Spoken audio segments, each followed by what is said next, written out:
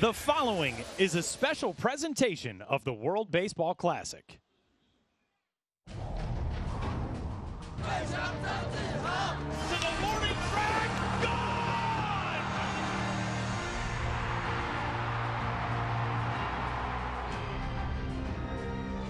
It's a new day on the international landscape. Base hit into left field.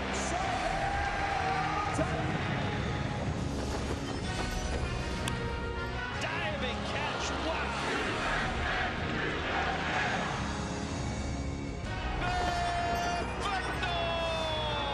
It is gone!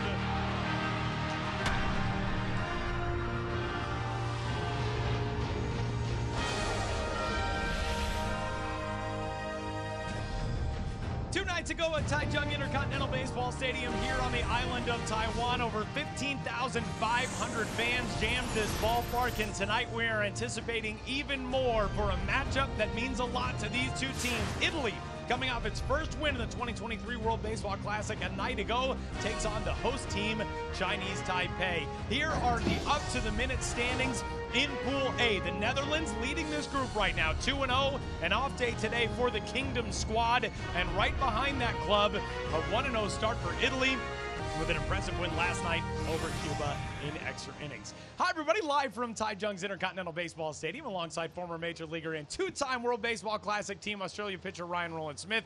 My name is Tyler Mon. Ryan, 2 nights ago, Chinese Taipei did not get off to the start that they were hoping in this World Baseball Classic. A 12-5 loss to a really impressive Panama team that night. Tonight, they get a chance to get back after it in front of a packed house. Yeah, and you mentioned the energy in this building. Panama made quick work at taking the energy out. There wasn't a whole lot of them to cheer for. They did have some action late in that game, but not the kind of start they wanted to get off to. Chinese Taipei was nearly bounced from that game early via the early termination rule, but it was Nianting Wu who rescued them with a home run. He was terrific all night. Yeah, we put so much emphasis, and for good reason, on Yu Chang, the big leaguer who's with the Boston Red Sox. But what about Nianting Wu? He does play in Japan, Xavier Lions, right in the middle of this lineup. He had a big night. You mentioned it too, Tyler, the fact that Panama ran away with this game, 12 runs they put up.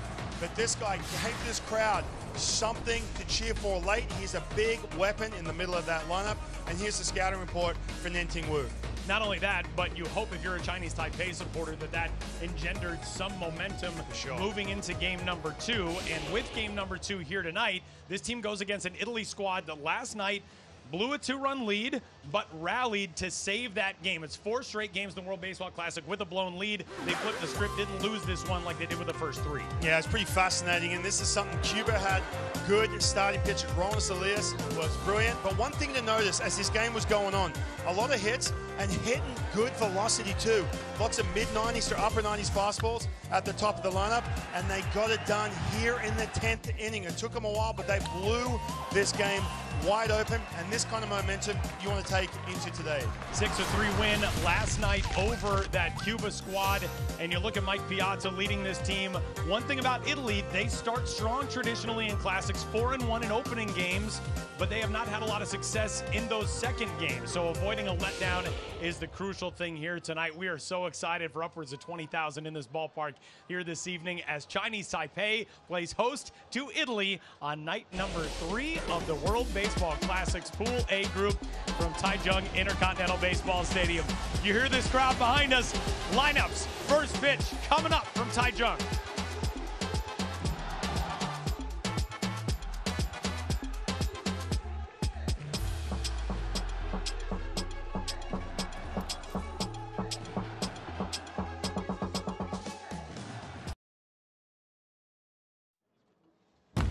That is gone, and it's 15-3 Israel. Swing and a miss, strike 3. Bases loaded, nobody out. Misses outside, and now they will score the game-winning run on a walk. High and deep and gone! And it gives Korea a 3-run lead here in the 10th. 6 years ago, an extremely undermanned Chinese Taipei team put together an extraordinarily disappointing run in its opening round in Korea's capital, Seoul. And 6 years later, a fully manned Chinese Taipei team squandered an opportunity on night number 1 of this World Baseball Classic opening round in front of home fans and a 12-5 loss to Panama. Tonight, get a chance to press the reset button after the off day yesterday, and Chinese Taipei looks for win number 1 of this 2023 Classic against Italy.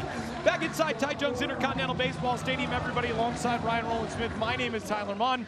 Ryan Mike Piazza and his team, winners last night in a thriller in extra innings, and the lineup looks largely the same tonight. Yeah, it looks pretty much identical, and so it should be. Tons of contact, good offense, good hits up and down the lineup. You see Vinny Pescantino in the middle, Dominic Fletcher, the big hero, the brother of David Fletcher, you see up in the 2-hole as well. So this is a good dynamic lineup that can handle velocity and plus pitching.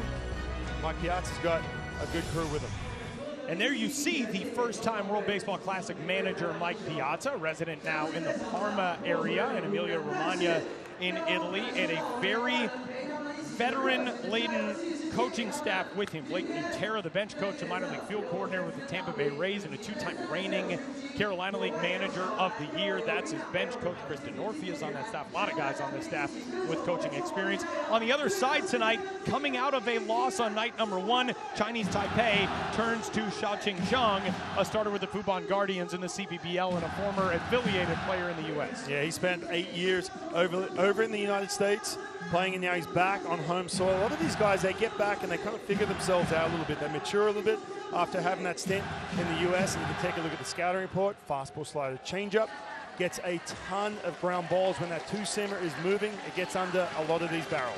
And we are just about ready to roll on a Friday night in front of a packed house here at Taichung Intercontinental Baseball Stadium. And the first pitch on the way from Chung is in there for a called strike 1. You can hear this crowd. Pitch number 1, bearing in a strike. They want to cheer. They've been waiting a long time to get some success. You mentioned the last World Baseball Classic. Not a good run. Quickly an 0-2 count on the leadoff man, the second-ranked Milwaukee Brewers prospect, MLB Pipeline's number 30 overall, Sal Frelick.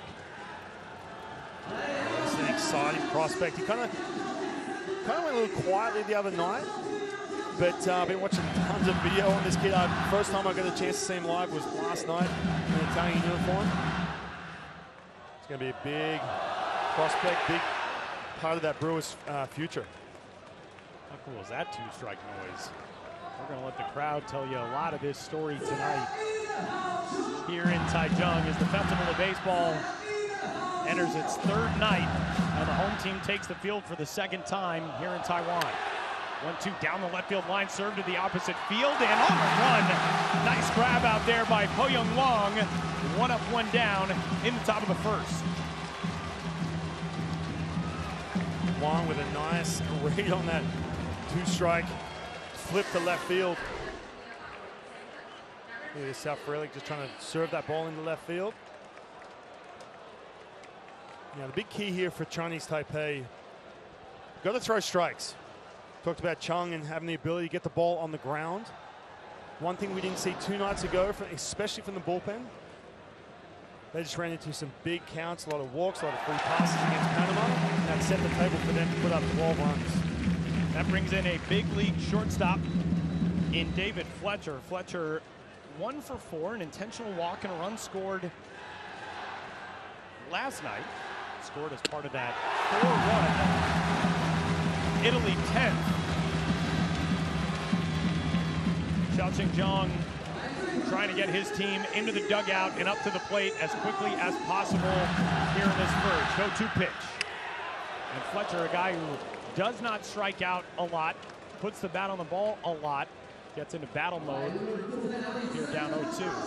And already you see just that easy 94-95 with a ton of run on that fastball. That pitch running back out over the plate. Keys for him to get some vertical on that, get underneath the barrel, let the defense do its thing. 0-2 coming. 1-2. This lineup top to bottom Good amount of success yesterday for Italy. They piled up 11 hits in that eventual win.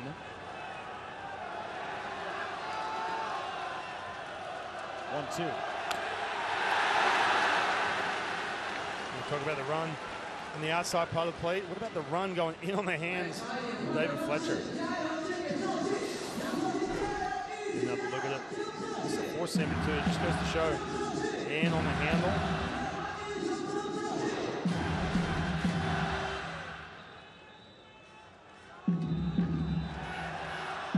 Young from the line, his 1-2 pitch on the way.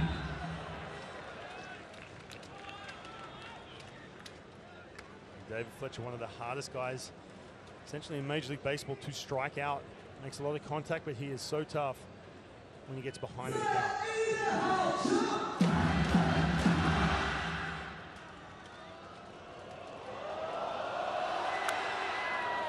Continues to fight here. This Italian team put a lot of good at-bats together yesterday.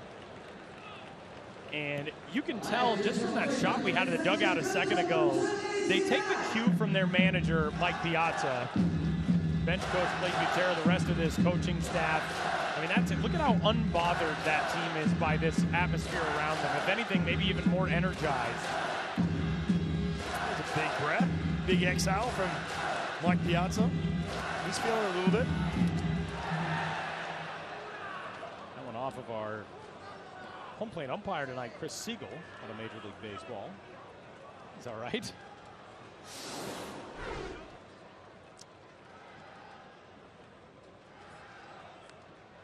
Chest protector. Rest of this umpiring crew, Kitok Park from Korea is at third base. Assuming from the at second. Nick Lentz, the crew chief for Major League Baseball, is over at first.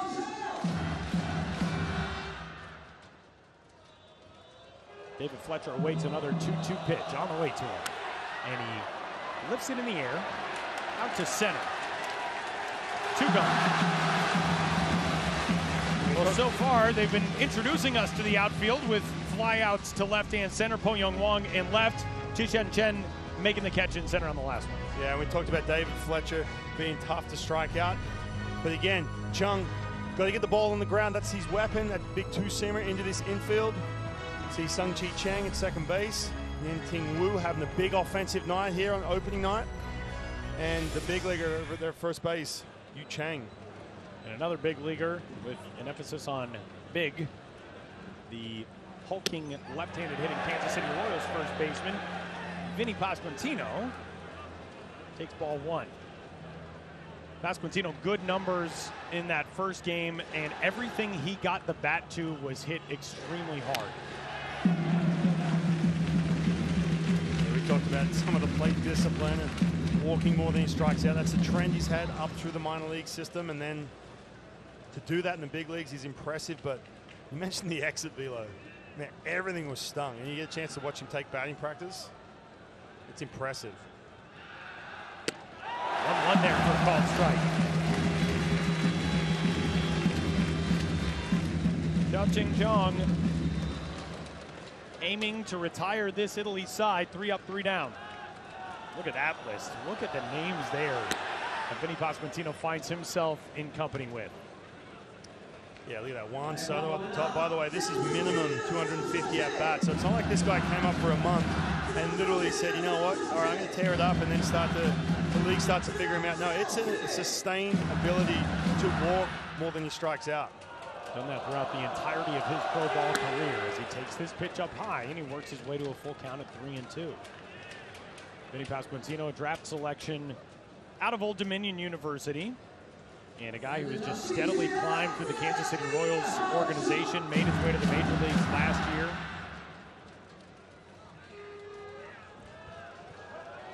3-2 pitch on the way to him. And he crushes it out to left center field, and that's going to get down for extra bases. Perhaps it's cut off brilliantly out there by Wong, and the throw in is in time to get Pasquantino at second.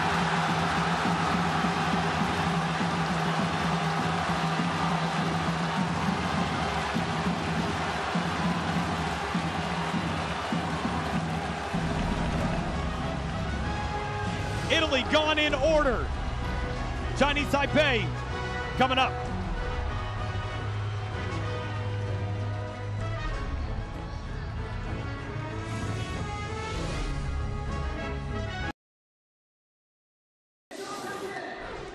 We told you anything Vinny Pasquantino hits, he hits very hard. He crushed this one out to left center field. What a great job by Po Young Wong to get to it. You see Pasquantino's hustle, just not enough on a perfect throw from left. Yeah, I think with this, you see Wong moving to his left, able to cut that ball down. That was the key. I think Vinny Pasquantino initially thought that ball may have gotten past him, and then just not respecting that arm out there in left field. The reason Po Young Wong has the nickname the Great King here in Taiwan. And as we head to the bottom of the first inning, we get a look at the right-handed starting pitcher for Italy and Mike Piazza tonight.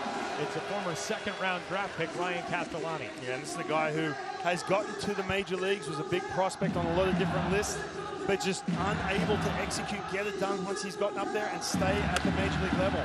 First pitch is shot out to shortstop. First pitch swinging goes Chung Cha-Chung, and he is retired for out number one in the bottom of the first inning. Here is the starting lineup as announced by Yue Ping Lin, the manager for Chinese Taipei. Chung O'Reilly retired. Li Lin steps into the batter's box to DH. Yeah, Li Lin, a big name here, big fan favorite. Yu Chang, obviously the major leaguer. He just signed with the Boston Red Sox back in February, and the guy who had the biggest night, hoping to carry that momentum over, hitting fifth, Ning-Ting Wu. Castellani, one pitch, one out. As the music starts from the horn section out on the concourse behind the Chinese Taipei dugout on the first side. We'll let you listen in to this atmosphere here in Taichung.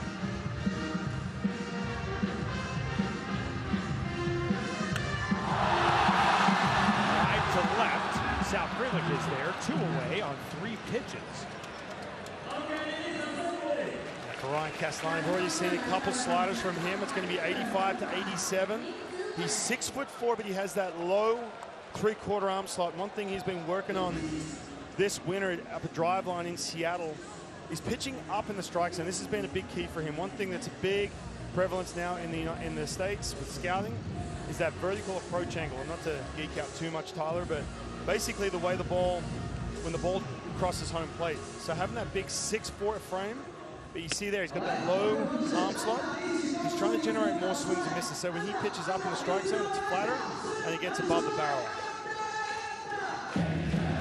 Ryan Castellani, as you noted, went to driveline baseball in the Seattle area to work on some things.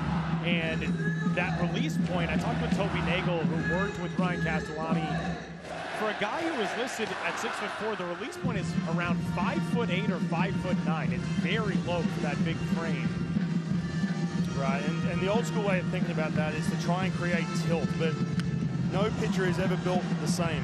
And so when you look at that, and you know, they obviously identify some of these characteristics, the way the ball comes out, obviously the release height, the release side, that's a big factor, the extension you get.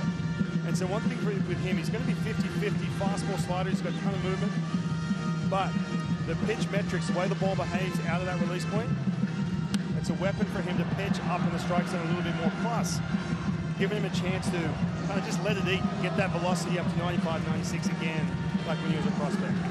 I actually have the numbers wrong. Major league average is about 5'8" to 5'9". Ryan Castellani at 6'4", his release point is about 5'2". So even more pronounced, which comes in tight on Yue Lin.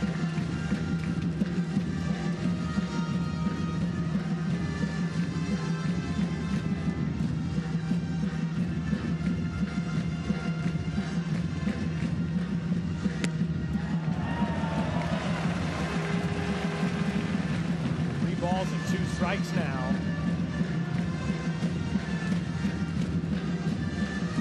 This atmosphere is just indescribable. This is one of those things you get to witness and you think,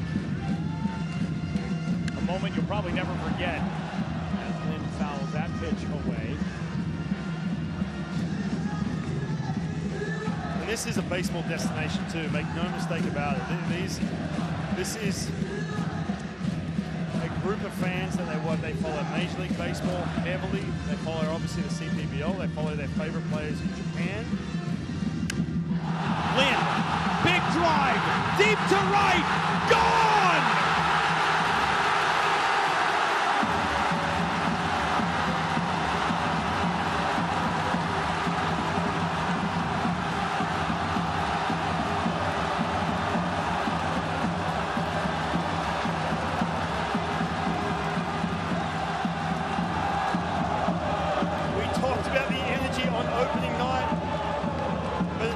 Like this, they have been waiting 10 years to witness for the baseball to come back, the World Baseball Classic to return to Taiwan. Hanging slider, and Lee Lin absolutely crushed it. If you don't have goosebumps watching that moment, I am not sure that you are capable of feeling human emotion, as Siwei Lin with a titanic solo shot to give his team the 1-0 lead. We talked about how the ball travels here to right field. Absolute no doubt. It doesn't wind, assisted, affected, it doesn't matter. That ball was crushed. The liner to center field will get past Ben DeLuzio, and here goes Yu Chang, who can run for a while, and he's got a double. That thing just took off on Ben DeLuzio on an angle probably difficult to read with how hard it was hit especially, and Chang into second.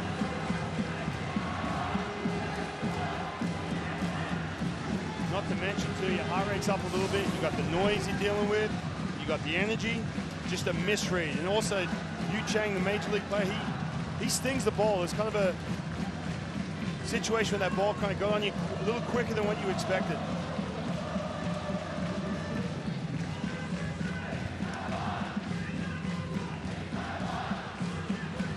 That is the second straight night with a misplay out in center for Ben DeLuzio. That one will go as an error. I initially said a hit for Yu Chang, but that does go as an error. And, you know, to be fair to Ben DeLuzio, he's been trying to field some absolute rockets out his direction that can be really difficult to read, especially with all the motion and everything behind the plate. As that ball came off the bat, nearly 106 miles an hour off the bat for Yu Chang.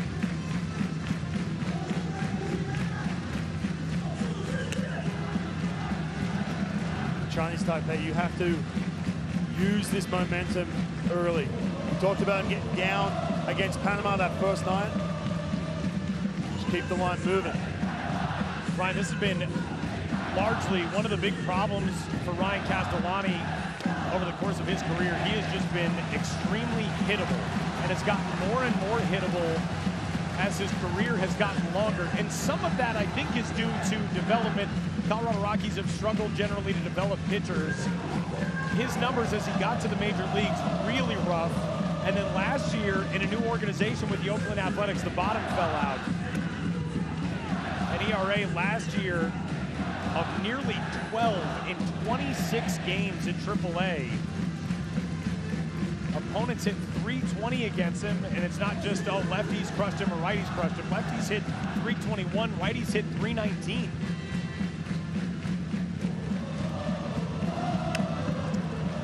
Yeah, I mean, you look on paper, 6'4" frame, mid-90s fastball. He has that prospect status, tons of movement on the ball as well.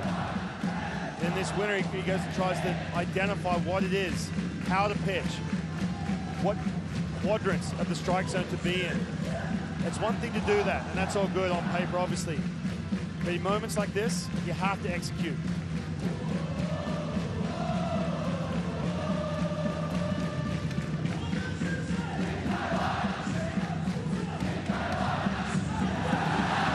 And now he hits a man.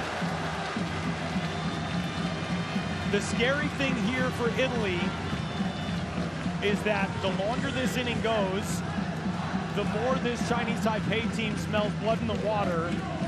And if you can jump on Ryan Castellani and add 1 or 2 or 3 more in this inning, the floodgates start to open for a really talented lineup that was held in check by Panama 2 nights ago. Yeah, and for Team Italy as well, you have to start digging into that bullpen. We know they don't have any days in between here. It's just a calm Brian Castellani down just a little bit. If you're trying to stall this crowd out, good luck. Man, not going to stop. This is a mound visit. Listen to this noise during a mound visit.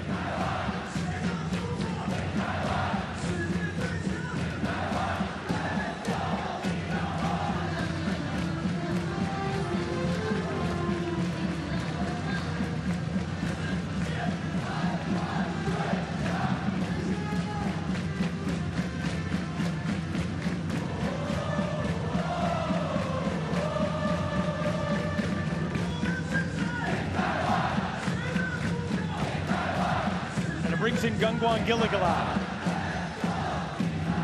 And he ambushes the first pitch and lifts it to left. Frelick is there, inning over. A big time out for Italy's starter Castellani, who limits the damage to just one. But a big one it was, as Sidway Lin crushes a two-out solo homer to right to get the home team in the lead in the first.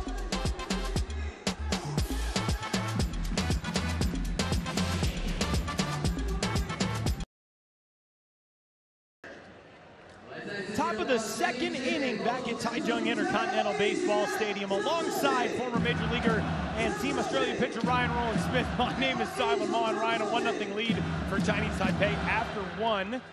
And for Italy right now, you feel okay. I think that you limited damage. Now you got to try to settle in, put an inning together. Only sent the minimum to the plate last inning, and Dominic Fletcher, who had a terrific game last night, he'll lead things off. Yeah, so that base running mistake from Big Vinny Pascantino. You look at it in the first inning, you're like, no sweat, we're good. But when they start to mount up, we saw that from Team Cuba, that could have cost them big in that first game today.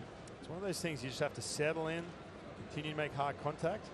Do the right thing. Pulling the string, Xiaoqing Zhang gets ahead 0-2.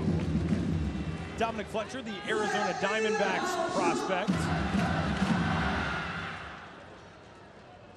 Batting 2 spots behind his brother, David, today. He takes ball 1 there. Last night he was 2 spots ahead of his brother in the lineup. One thing to keep an eye on as well, Chung, if Chinese Taipei decide to try and keep him under the 50-pitch threshold. Yes, he's starting this game, but he is, first of all, he looks good. He's one of their best pitchers. Maybe it's the situation, but they want to keep him intact for later on. And a single crack to right as Dominic Fletcher continues his stellar start to the 2023 Classic, and he's aboard with a leadoff single in the second. D-backs prospect, you know, you see the snide comments on social media about, oh, his last name's Fletcher, how can he be Italian? Well, his mom, Fernanda, she grew up in Florence. Dominic and David got to go to Florence this year as part of the Italian Baseball Federation's Mission Classic trip, in which over half of this roster traveled to Italy to meet with Mike Piazza and some members of the FIBS staff, the Italian Baseball Softball Federation. They went to Florence and met some family. They still speak Italian, these two brothers. Their mom taught them Italian as kids.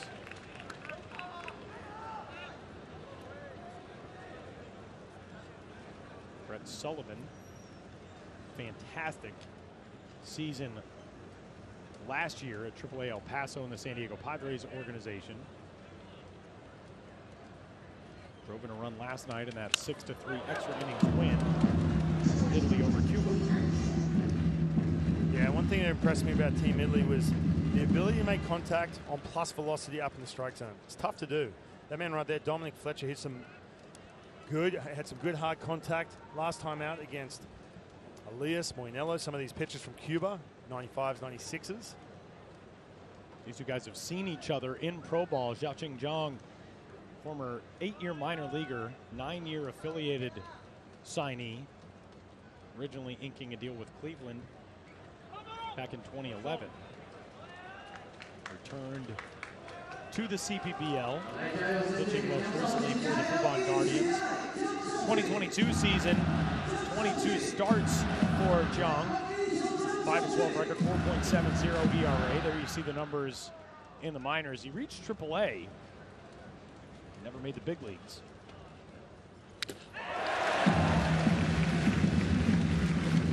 That's that split, 2 strikes. especially against lefties. That's the pitch he'll go with. Get another look at it. Just falling off the table. Tell you what, Brett Sullivan, good job. At least make contact, fight that pitch off.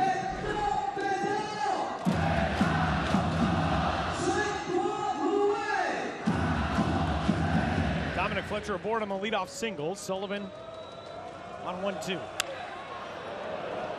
Got all of that, but tick too early. And watching these swings, you talk about momentum, right? You talk about obviously the energy in this building, but we've already seen some hard contact. We talk about Chung and some of the success he's had at the World Baseball Classic 2017. He's got good stuff, obviously mid-90s fastball with movement. But this Italian team continue to make good contact deep in counts.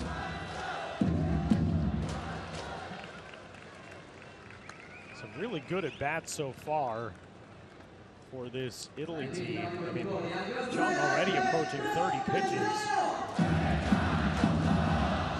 That's the other factor too. Talked about trying to keep him sub 50 potentially, so they can bring him back.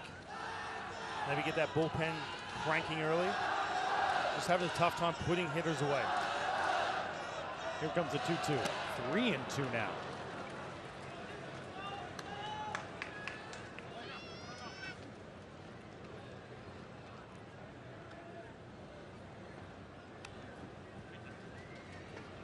The on-deck circle, the designated hitter, Vito Frischia.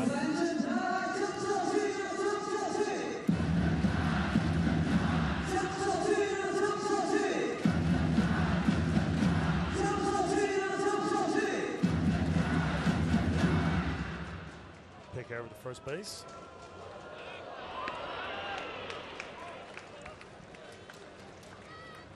Nostradamus.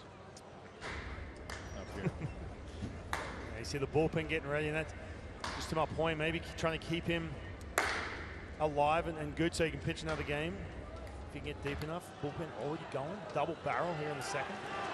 And the big league are one of those two as they pop up left side with the runner moving. This is a long run for everybody, and that's a fair ball. And that is great base running by Dominic Fletcher, who went about 3/4 of the way to second base, knowing that that ball may fall in fair territory, and it turns into a loop single for Brett Sullivan, first and second to start the second.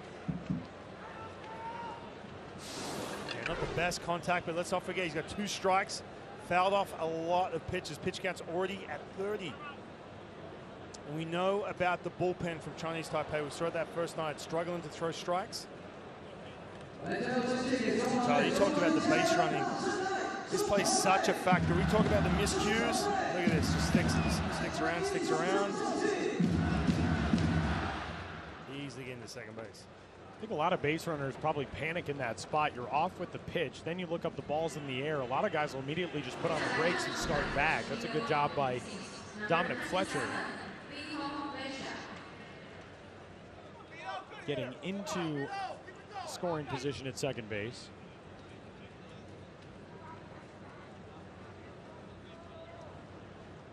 Vito Frischia now stepping in. A 40th round draft pick out of Hofstra back in 2019. That was last year the 40th round even existed. And he hooks one down the right field line. That's going to slice foul. Still none out.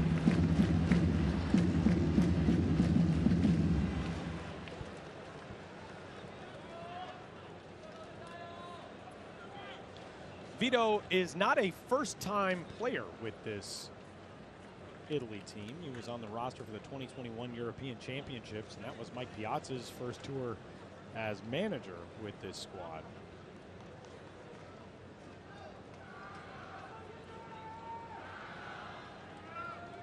Non-roster invitee to Philadelphia Phillies spring training this year. You saw his numbers a moment ago at AA Reading and AAA Lehigh Valley last year.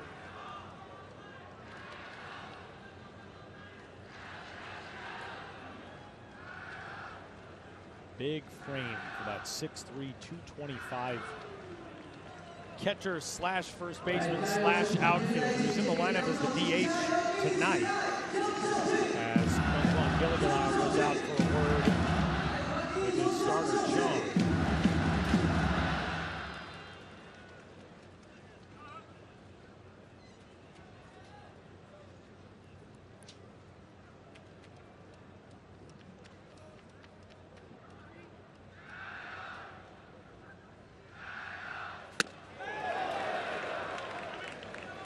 I got to say, coming into this inning too with Chung, I think he's just struggling to get into any kind of rhythm. And it's costing him too. A lot of pitches in these at-bats. Trying to get on the same page. He's catching Gilly Galau. We're definitely going to have to get the story behind the pepper flare on the left spike of Vito Frischia. I was making a very important point. I didn't want to break away to the chili, but I was very tempted. We're going to get the backstory for sure. Not to mention, those are some sweet Jordan 1 inspired spikes. 2 balls and 2 strikes. Chung has gotten 2 strikes, a ton. The challenge for him is putting these hitters away. 35th pitch of the night upcoming from Xiaoqing Zhang. 2-2. Crushed to center. Back goes Chen. Warning track. Reaching out, he hauls it in. More good base running from Dominic Fletcher, who tagged and advanced. And Frischia gave it a ride, but he's out number 1. This is a great route to this ball. You cannot, you see him going up, drop, step and pass over his right shoulder, having to spin around 360 and stay with that ball. You cannot break stride. The minute you go in that direction towards the ball, you got the warning track to, the wall to deal with. You cannot break stride, otherwise that ball is bouncing around in center field and a run scores. Great job. So runners at the corners and 1 gone now for Nicky Lopez, the Kansas City Royals infielder. Third base today for Nicky Lopez out of the 7th spot in the order, just like it was last night when Lopez went 2 for 5. He had a run-scoring single in the 10th. Drove in a pair. That was really the hit that felt like it broke the game open. Yeah. Turned it from a 4-2 game into a 6-2 game. Cuba got 1 back in the bottom of the 10th, but Italy knocking out Cuba for the 3rd time in the last 4 meetings at the senior level for those 2 national programs. And a bunt down, trying to squeeze home a run, and this game is tied. Gutsy way to get run number 1 across, and it works for Italy. It's 1-1 in the 2nd. Good job. Tie this game up. Nicky Lopez, a guy who does struggle with runners in scoring position in 2022, only hit 162. Good job down the bottom part of that lineup. Getting it done. Good bunt. This is kind of that in between, that call it a safety squeeze. And you are trying to bunt for a base hit essentially, but just make sure you make contact and get that ball down. 2 outs. Potential go-ahead run in scoring position. And the center fielder, Ben DeLuzio, at the plate. And DeLuzio rips one to left center field. That's a base hit, and that'll give Italy the lead. DeLuzio around first, digging for second. Now around second, headed for third, and he's in there with an RBI triple.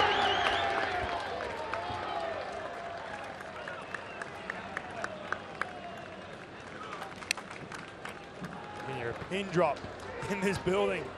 Italy carrying some of that momentum we saw from last night's game from Cuba, winning in the 10th. This crowd, Todd, just doesn't know what to think. We talked about the playoff, waiting for baseball to get back. But you know, we saw this 2 nights ago. It's going to take a lot to stop the cheering from happening.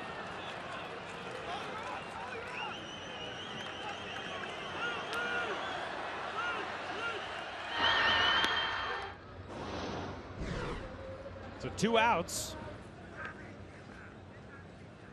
DeLuzio now 90 feet away.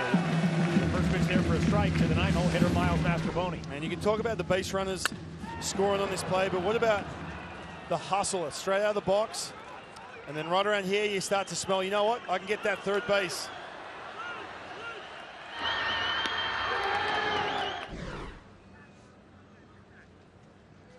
Italy, since the start of that 10th inning last night, 3 for 5 with runners in scoring position. Miles Mastrobuoni trying to add to that total. Really good game yesterday for him out of the 9th spot. Those doubles came in the 3rd and the 7th. The latter plating a run gave Italy a 2-0 lead, which it squandered. It ended up a 2-2 game to go to extras, but Italy scoring 4 times in the 10th on the way to the win. Mastroboni, like DeLuzio over at 3rd, Chicago Cubs minor leaguer. Fouls that pitch into plate, 2-2.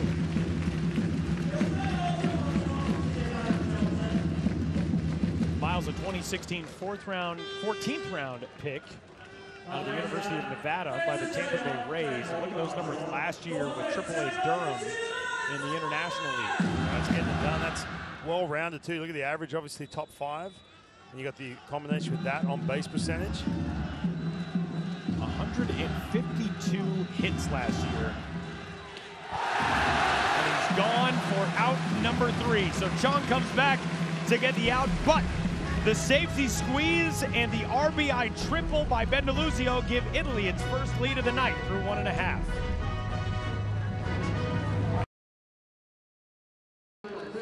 Going to the bottom of the 2nd inning in Taichung, Ping Lin, the manager of this Chinese Taipei team.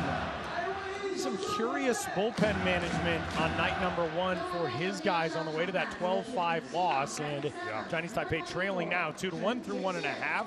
That's certainly a storyline that we're keeping an eye on. Yeah, we already spotted that bullpen getting loose early in this game, and you mentioned the 4th inning on that opening night here for Chinese Taipei.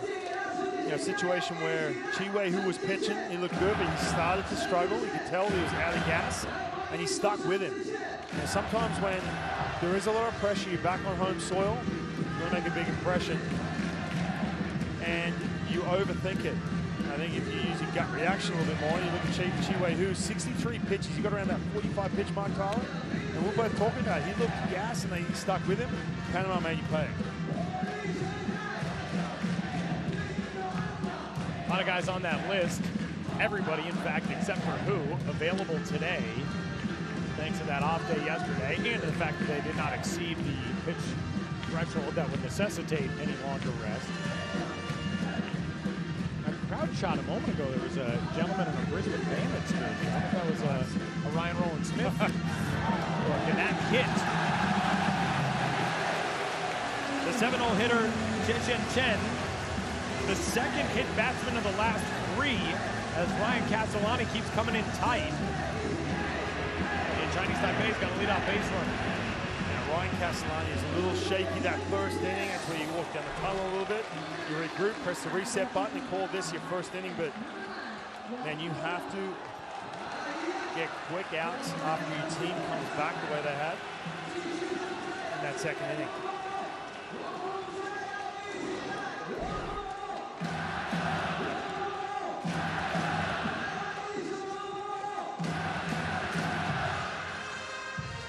Fan favorite Po Young Wong. Here's another look at the hit by pitch. Yeah, for Castellani, we talked about that low 3/4 arm slide. He is missing left and right, especially on that slider as well.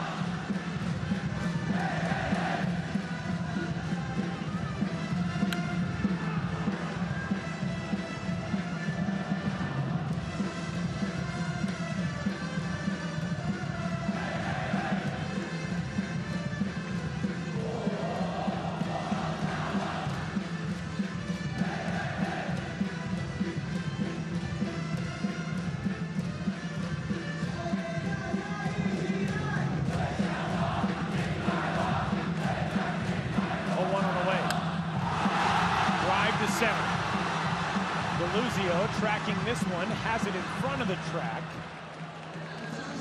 and 1 out in the 2nd.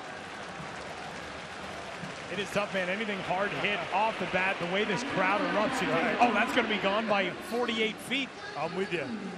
I was watching that ball from this angle. I'm like, hold on a second, that's not hit that well, but the crowd thinks otherwise. This is just another hanging slider from Ryan Castellani. This is a pitch he's got to get on top of. A little bit more depth.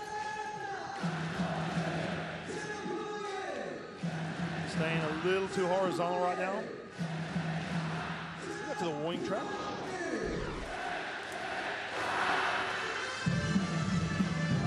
brings up the 9-hole hitter, Venue John.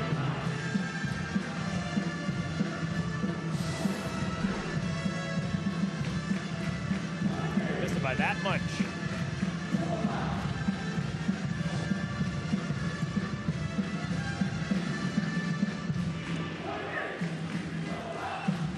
One ball and no strikes on Venue John. Chung out of the 9 spot in the order. And a guy who, as you see, took a couple of hits in game 1. In his home ballpark, by the way, the CTBC brothers stand out. 109 games in 2022. 318 average. Just 22 years old. He's already played 4 seasons in the CBBL. Runner off on the pitch. He will stay out of the double play as out number 2 comes at first base. Chen will take second. They'll do plenty of that too. Here in Chinese Taipei, they will punt, they'll hit and run, they'll try and swipe bags. The running game is alive and well in Taiwan. So we'll go back to the top of the order.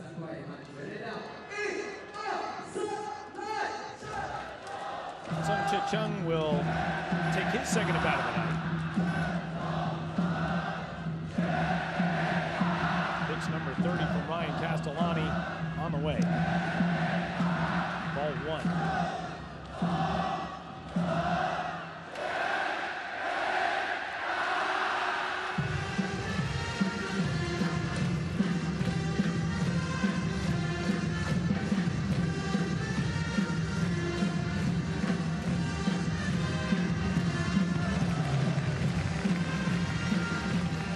Another thing that Ryan Castellani worked on a lot this offseason in driveline baseball in the Seattle area back in the U.S. is pitch design and usage, especially as it relates to his approach against left-handed hitters. Ryan Castellani is very sinker heavy and tried to develop something that would be sort of a bridge pitch between the sinker and his sweeper because the sinker was so hittable to left-handed hitters. Wonder at this stage how much this crowd does start to have an effect. It's like you go out with those blinders on and then gradually they break that down, right, and get into your skull a little bit. Well, this is a guy, we talked about this with Matt Harvey last night. This, again, is a big platform for him. He did sign to an indie ball team, and he does have big league stuff, that big league frame and prospectability, but this crowd, this is game 1. You can see the rhythm too. Every time you see guys step off, they get a little fidgety. They're trying to settle in. You just simply don't have time to do that in this ball play. 2-0. 3-0. You see Mike Piazza say, hey, be smart. In other words, look, this is the next Hall of Fame catcher. Knowing that you have that open base with 2 out. Don't serve up anything middle of the plate. Pitch. Moved in there on 3-0. You know, Tyler, the other thing too to consider as well, in the US, you're not used to pitching with music or sounds behind you when it comes to, you know, any kind of, anything like this, put it that way. Right side, not past the dive of Pasquantino and on into right. Rounding third base is Chen, and this game is tied up.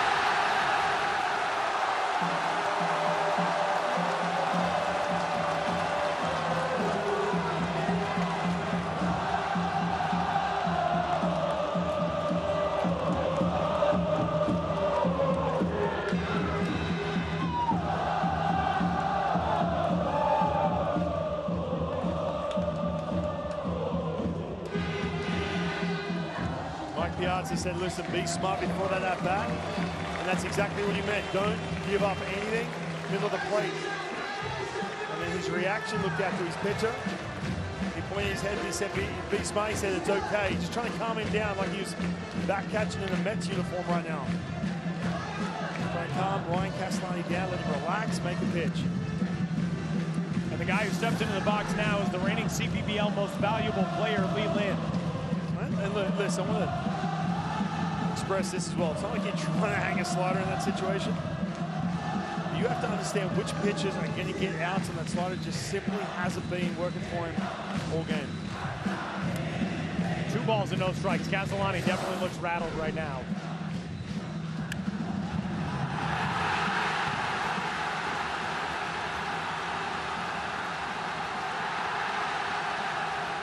And how could you not be when that tidal wave of noise crashes over you? 2-0 pitch. Lee Lin at the plate. Lee Lin, the reigning CPBL MVP. He's got a nickname that I'm going to preface is quite aggressive. But his nickname in the CPBL is the Nuclear Warhead. And that's just how these fans see his energy, see what he brings to the plate, see how dynamic he is as a player. Hitters count at 2-1. Last year, Triple Crown winner. The only other Taiwanese Triple Crown winner in CPBL history is on this roster as well. That's Ko Young Long, the left fielder, batting out of the 8th spot. 3-time Taiwan Series champion. Goes after the 2-1 and spoils it into the screen, 2-2. Still no one getting ready in that Italian bullpen. It's all you.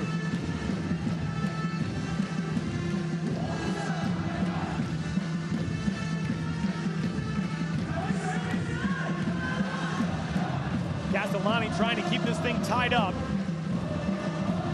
2-2 pitch, runner off, and a fly ball down the right field line that will go foul and will get out of play.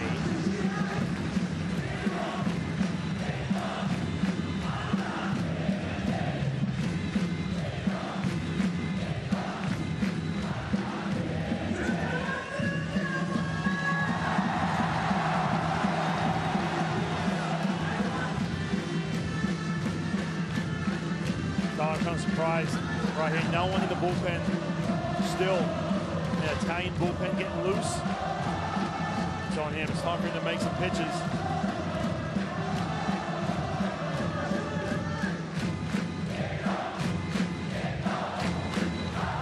Castellani deals, runner off again, and another foul ball. Lee Lin doing a great job battling here.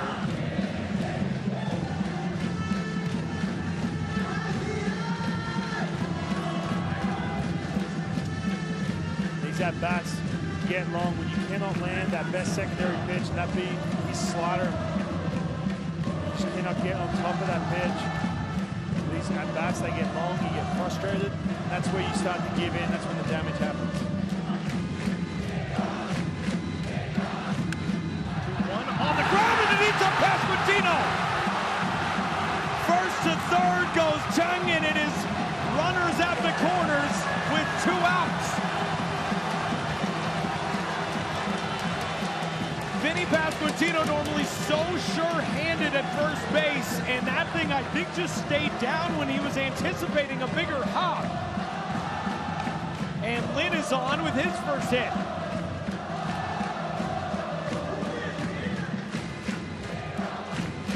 Ryan Castellani is battling right now.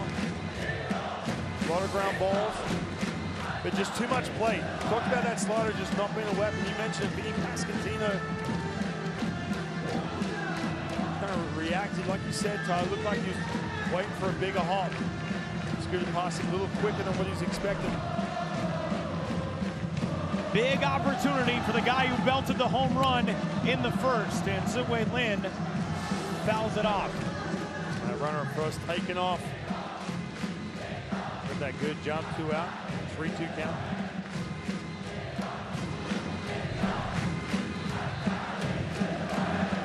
Oh, and 1 on Lin.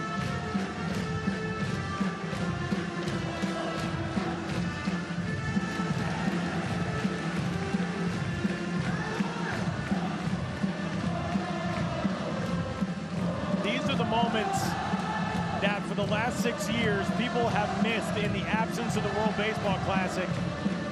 And in 2023, they are back.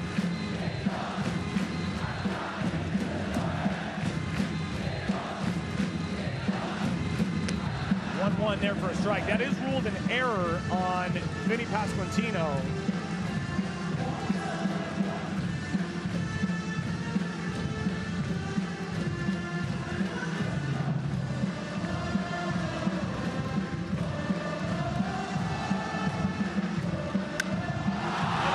Ball in the air, left field, Sal Frelick there to put it away. Chinese Taipei able to draw even again. And this game, 2-2 as we go to the third in Taichung.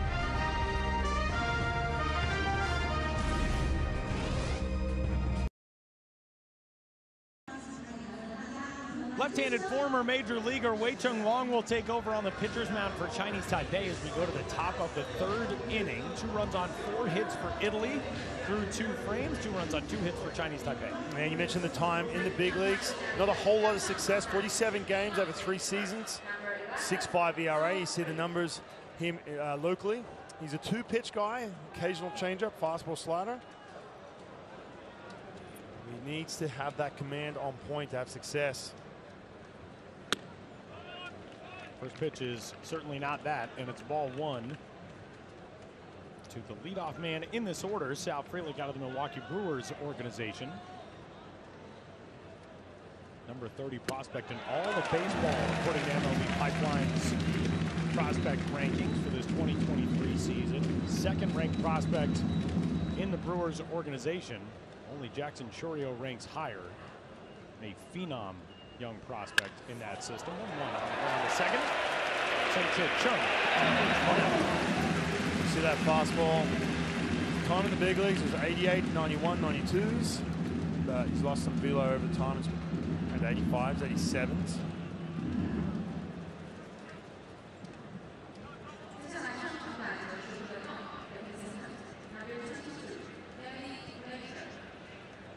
So with 1 gone, it brings up David Fletcher.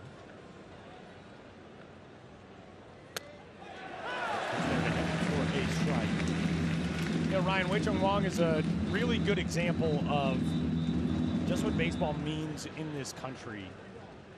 Wei Chung Wong, a guy who you think of as, oh, he's a major leaguer, didn't have a ton of success. 2 years ago when he was with the Milwaukee Brewers, and then later in his career with the Oakland Athletics and Pittsburgh Pirates, a friend of mine, a Taiwanese baseball journalist, paid by a news outlet here to follow him around the entire season. And in the big leagues, you look at somebody like that as he strikes out a hitter who is very difficult to strike out. Yeah, you mentioned real quick just on David Fletcher how tough he is to strike out, get the 2 strikes quickly, and then put him away with a changeup this time. This is a pitch he's throwing more and more as that velo is diminished. He's a fastball slider guy, and then all of a sudden he's developed a changeup at that 3rd pitch. It's just so fascinating to me that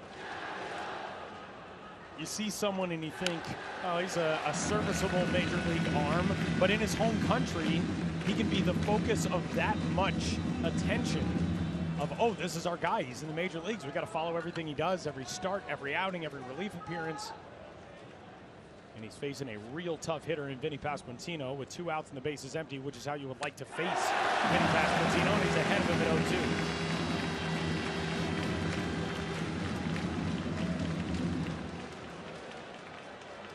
Pasquantino, a single to left in the 1st inning. He was thrown out trying to stretch that to a double. That ended the 1st. Wong kicks and deals the 0-2, and a bouncing ball out to second. 1, 2, 3, inning over.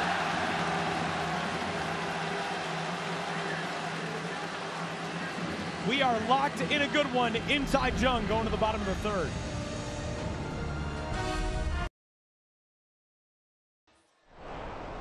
Leadoff man for Chinese Taipei in the bottom of the 3rd inning is Yu Cheng, a guy who's become a very familiar name to Major League Baseball fans across the country. Originally signed by Cleveland back in 2013.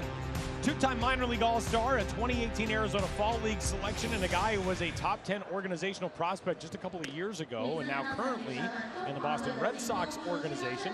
And Cheng will be the first man in to face big league free agent Joe Biagini.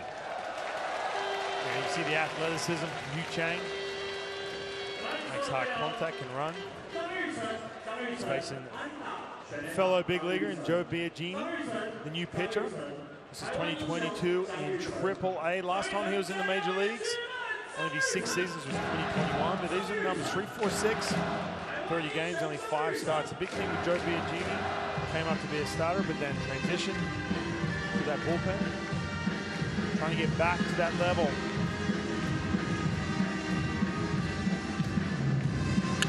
And the first pitch is hammered in the air to left center field, and that will be extra bases for Yu Chang right out of the gate here in the third. Leadoff double.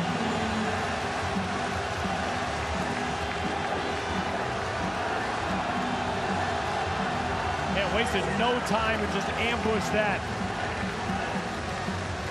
Yeah, we talked about Ryan Castellani just feeling the nerves, just not getting settled in, being affected by the crowd, just not being able to land that slider. So you think Mike Piazza goes with Joe Biagini, someone who's pitched at this on this stage before, facing Yu Chang.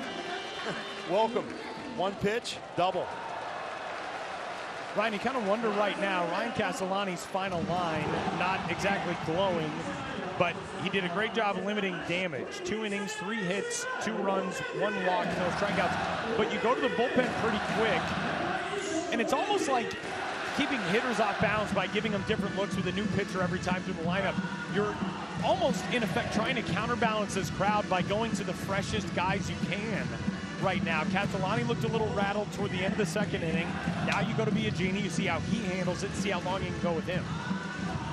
Yeah, you just can't script how it's going to work out, and you try your best too. You come into this game, you know you got Ryan Castellani. Best case scenario gives you 3 or 4 potential innings, and then you can start mixing and matching. But then, as you know, Tyler, we've seen this. You've got 4 games.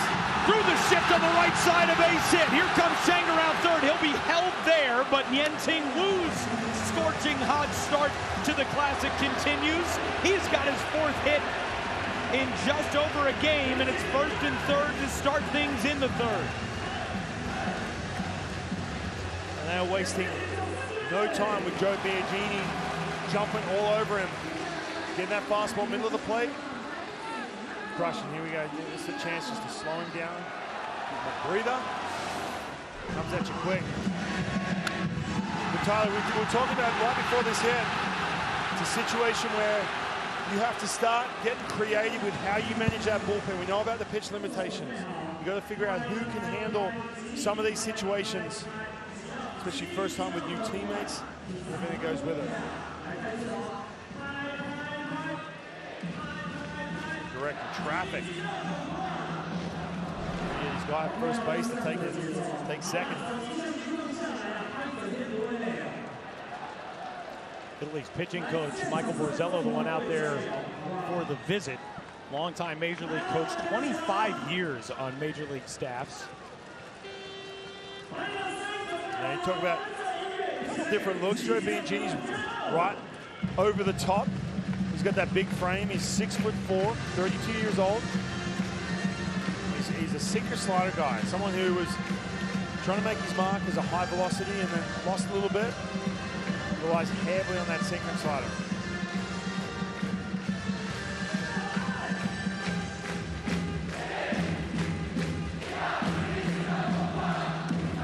There's that slider right there.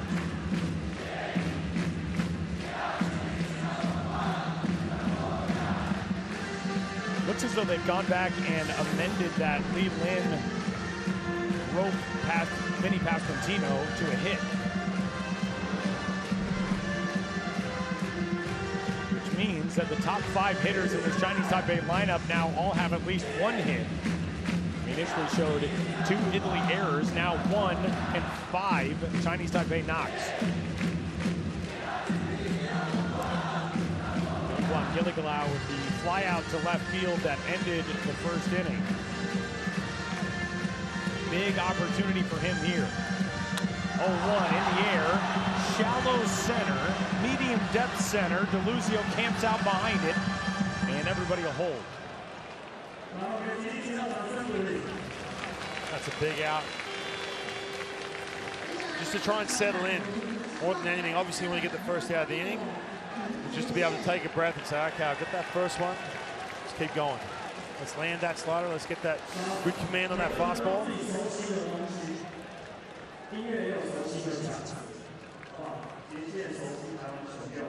So one gone. And here is Jishin Chen.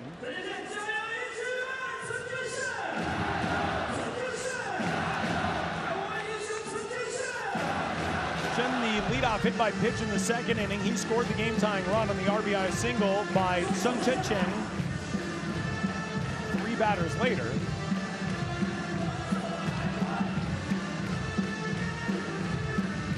This is one fan dance I think I could do.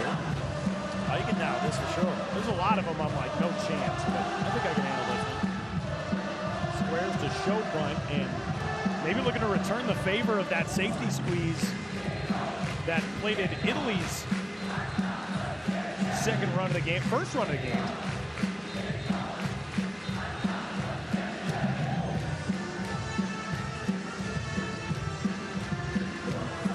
This is the cardio for these fans.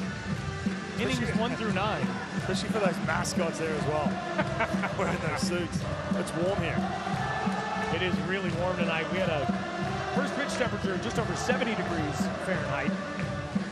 Warm day, temperatures in the low 80s. 1-0. To left, down, Chinese Taipei, back out in front.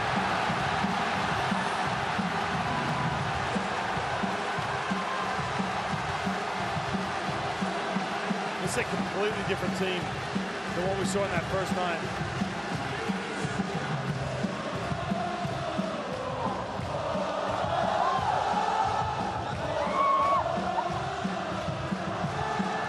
They're taking every little bit of energy from this crowd. Bringing into hits, turns into runs. It's just a pitch up in the strike zone. Slaps that ball into left field. Chinese Taipei take the lead.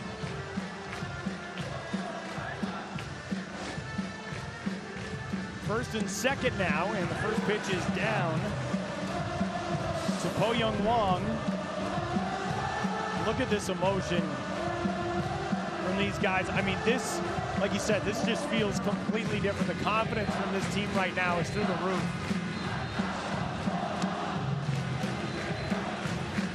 I was thinking about this too. That man right there, Yu Chang.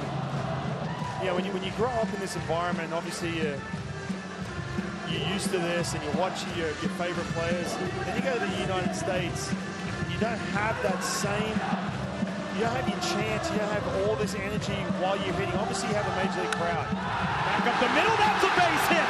Po Young Wong, the great king, drives in another one, and Chinese Taipei adds to the lead, now 4-2.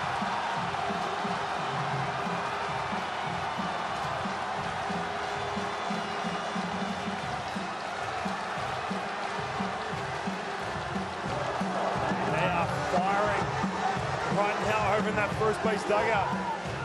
This Italy pitching just has no answers. And that is going to be the end of the night for Joe Biagini. Already 2 home for Chinese Taipei in the third. Pitching change to come.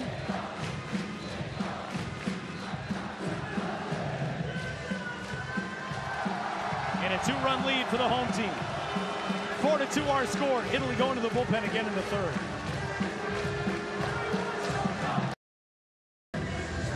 We're in the bottom of the third inning and already 7 hits for Chinese Taipei. 4 runs on the board, runners at first and second, and this was just a moment ago. Po Young Wong coming through. And the hits keep coming. Getting a lot of pitches to hit. Team Italy just having no answers. We talked about it from last night till tonight. The crowd's into it. But now all of a sudden, this Chinese Taipei is living off of that energy.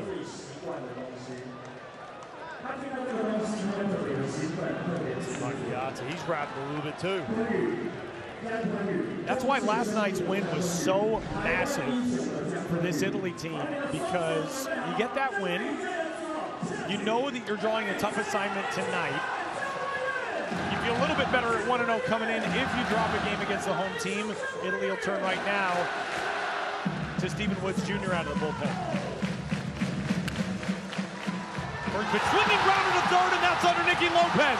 Rounding third, digging for the plate is Chun. He scores! Aggressive base running gets the job done. It's a 5-2 lead in the third.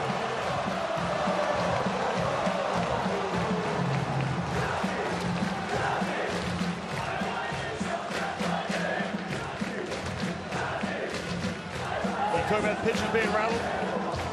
The defense being rattled as well. Pressing, feeling that energy. That man too, Mike Yards. He talked about the win last night. Not the same crowd playing against Cuba.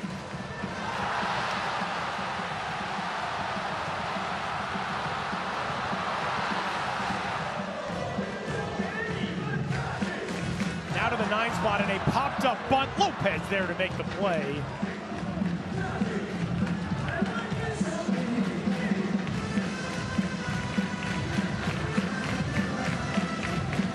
I'll be honest with you, pitching in the big leagues, you get to 2 strikes and the whole crowd stands up. You know, your home crowd to try and get that strikeout. Not gonna lie, there'll be times where I'd step off because I just want the crowd to be quiet. Pitching in environments like this where you just, nothing you do is gonna quiet this crowd. You said one of your early international baseball memories, you're pitching in Tokyo and had that same feeling of like, can't they just be quiet? Just for a split second, let me try this pitch. It does go as an error charge to Nicky Lopez on the ball off the bat of Gunyu Chung, and now Lee Lin, who had the error on Vinny Pasquantino, changed to a hit. He's at the plate for his 3rd at bat already. Chinese Taipei, a couple of nights ago, scored 5 runs on 13 hits in 9 innings against Panama. We are in the bottom of the 3rd, 5 runs on 7 hits already for the home team. Travis letting it eat on top of that dugout.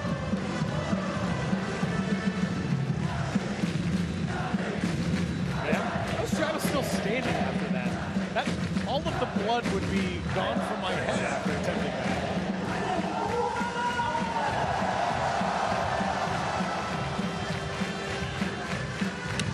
2-1. That shot to write it down. Another base hit. Wong around third. No cutoff in the throw. On target from Dominic Fletcher for the final out of the inning. What a throw from right.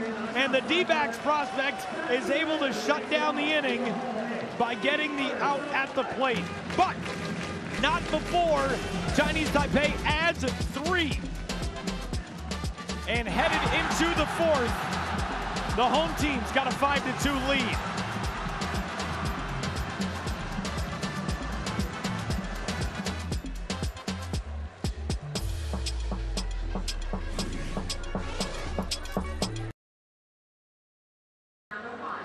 We're through 3 innings at Taichung Intercontinental Baseball Stadium, and I am exhausted. Top of the 4th, that's a 5-2 lead for Chinese Taipei.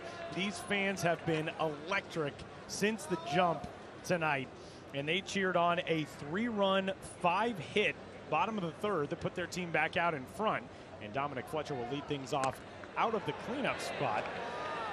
Same thing he did in the 2nd inning when he kicked off a 2-run frame for Italy, and as baseball so often has a way of doing, Fletcher the one to end the inning with a great spectacular defensive play, and then he leads off the next half inning at the dish. 2-0 is there for a strike zone from the former big leaguer Wei Chung Wong. I didn't take a breath, Tyler. I'm cooked.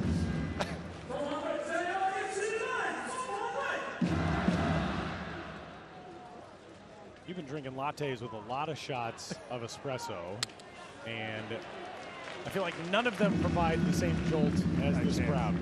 As we take a look at the Pool A standings up to the minute, Italy right now, one of the 2 unbeatens after that win last night, but think of all the different permutations based on how this game goes. If Chinese Taipei wins, we have 4 one-win teams through 3 days in this World Baseball Classic Pool A. The Netherlands sitting pretty, just watching everybody else beat up on each other. Henson Mullins' team is feeling all right about that. If Italy wins, all of a sudden you've got two 2-win teams and everybody else is in a battle. Chinese Taipei would remain winless at 0-2, and Fletcher takes the walk to get things started here in the fourth. That's what's so awesome about this format, man. And I know for some people it's, the World Baseball Classic, it's one-game matchups. That's not really baseball. We play 162 games in the regular season. We play multiple game series in the postseason, blah, blah, blah. Yeah, it's a different event, and it's great that way. And when you only get a chance to play 4 games, all of the scenarios are crazy and so much fun.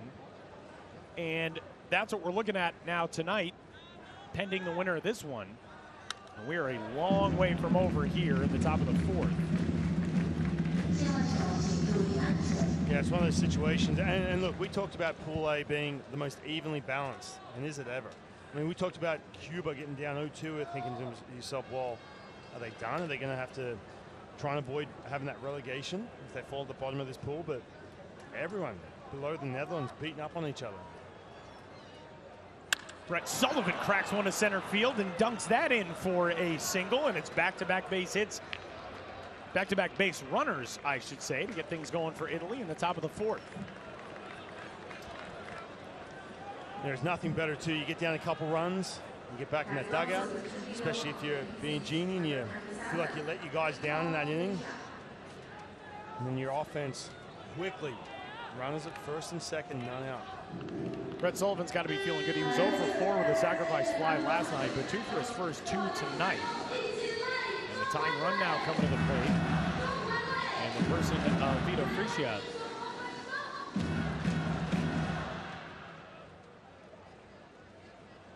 Getting a look into that first base dugout. Some movement defensively for Chinese Taipei.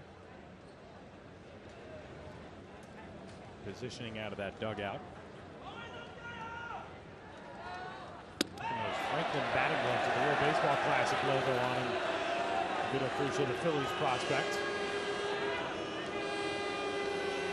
Fans thought they had a high strike number 1, and instead it's 1-0. 1-0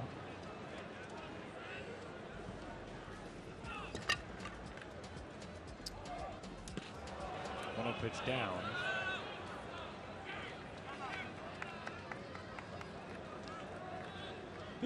Vito Frisia was one of the members of this Italy team that took part in the Mission Classic trip in November, in which over half this squad traveled to Italy, got to take a tour around the country with their manager Mike Piazza. Got to go to Mike Piazza's house in Emilia-Romagna, just outside of Parma. Up high, 3 balls and no strikes. Good eye here from Vito Frisia. All of a sudden, Wei Chung Wang coming out for his second inning. He looked good against that man right there, Vinny Pasquantino on the left-hand side of your screen with a big strikeout. You can see Gilligolo, the catcher, coming out just to give him a breather, going down 3-0. A list of those Italy roster members that attended that Mission Classic trip back in November. The Fletcher brothers, we told you about David and Dominic getting to go to their mom's hometown of Florence. Vinny Pasquantino took a little extra side trip afterwards to visit London. Mitchell Stumpo closed out the win last night for Italy. Brett Sullivan, the man who reached a moment ago on the single. Pretty incredible opportunity for those guys. I've also noticed over the first couple of nights of this World Baseball Classic, Vinny Pasquantino seems to find himself around Mike Piazza a lot. Yeah. I would imagine that's by design. For sure. Trying to soak up as much as you possibly can from a Hall of Famer. Yeah, you're only with each other for a short time, unless you get into that second round.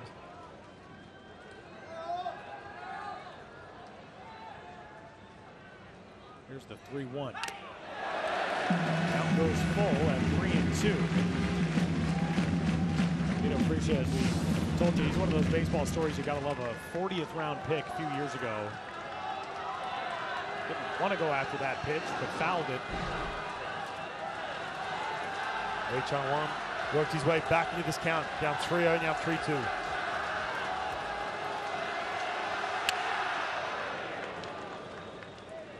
Nice job by the ball boy down the line. He played the carom on that little one-hop liner perfectly.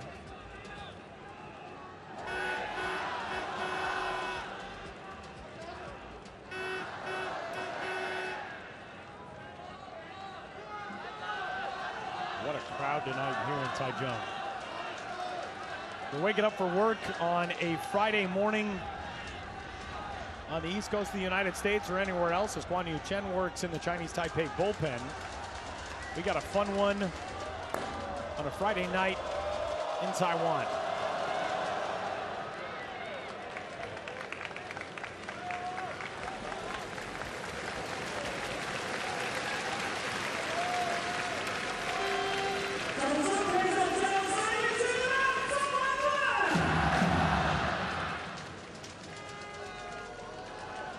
Long comes set again. 3-2 pitch. And a swing and a miss for strike out number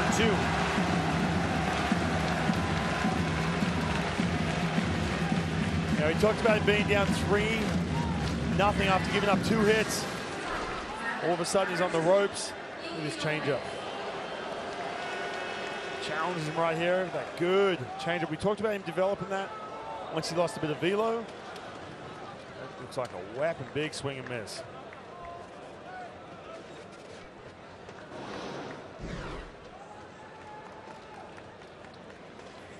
So with 1 out, that brings up Nicky Lopez, who had the safety squeeze bunt to score a run in the 2nd inning.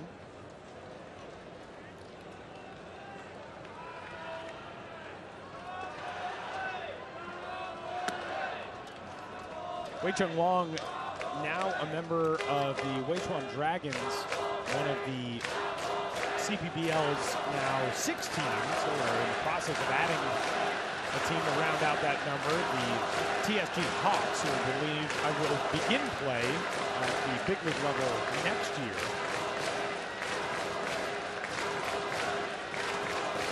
That league was 4 teams for so long, 5 for a while, getting it to 6. A 1-0 pitch, skied in the air, shallow left center. That'll get down for a base hit. Picked up out there by Chun, but a run will score. An RBI single for Nicky Lopez, and Italy cuts 1 off the deficit. It's 5-3. Wow, in Italy. We talked about Chinese Taipei just ambushing that last inning. But they just keep coming at you. And that man, Dominic Fletcher, is on the base running right here. This is a pitch that's kind of in between. You have to hold up to see if it's going to get caught. And as soon as he knew he was off to the races scoring that run. Tell you what, Nicky Lopez, he talked about his inability to get guys in with runners in scoring position. Struggled at the plate in 2022. And he's come up big a couple times already here in Pool A. 2 hits yesterday, drove in 2 runs in the 10th, scored a run in the 7th. And today, 1 for 1. 2 runs batted in on night number 2 of this classic for Italy, which had the off day back on Wednesday. Got the win last night over Cuba. And continuing to fight in the 4th inning here. Talking with Matt Harvey at breakfast today, the starting pitcher yesterday for Italy, and he said, you know, I feel like we probably have one of the best dynamics in our dugout and in our clubhouse. And you just look down there, and even trailing this game, the energy in this ballpark, which is 99.999% behind the squad wearing the home whites, they're not panicking in that Italy dugout by any stretch. And that's from the manager on down. D'Andaluzio, who had a laser beam of a triple to drive in a run his last time up, trying to cut into the deficit a little bit more here in the 4th.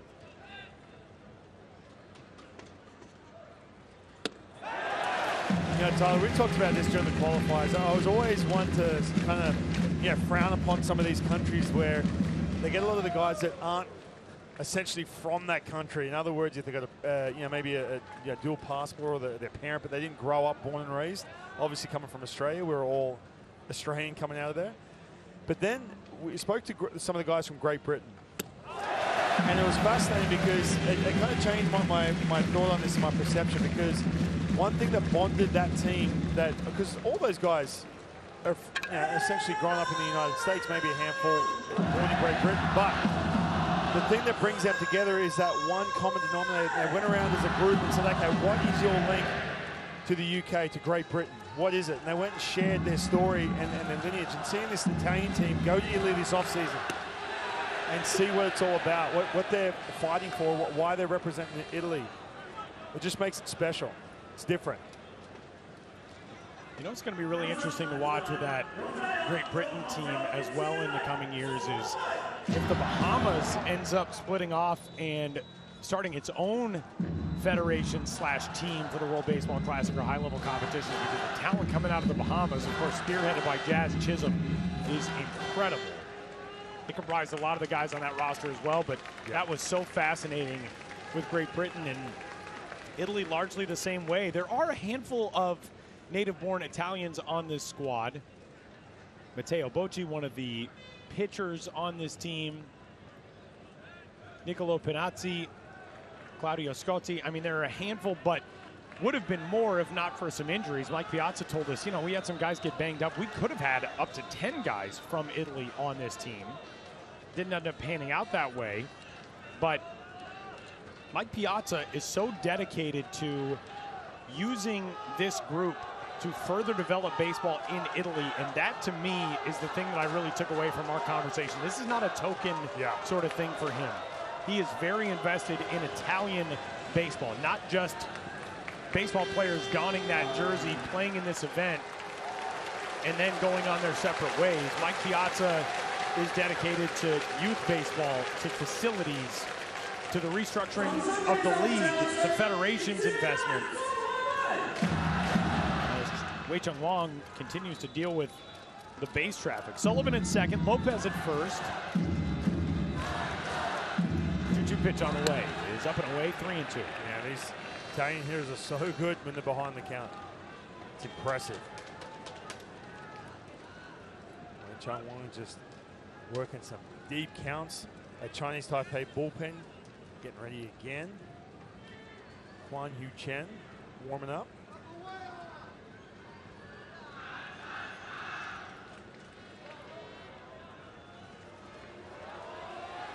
3-2 in the air to center.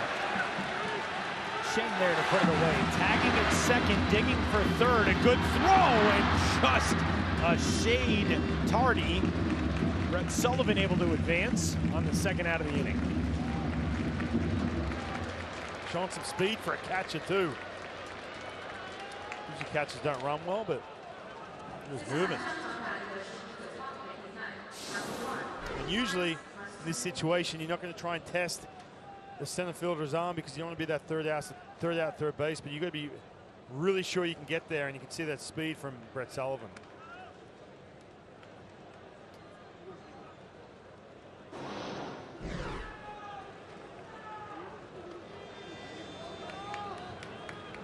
So with 2 out and runners at the corners, brings up Miles Mastrobuoni. Tell you what, Italy's down by 2, but if you can get that run in at least at third base, you're sitting well here. Still plenty of time in this game. Fouled on the right field line.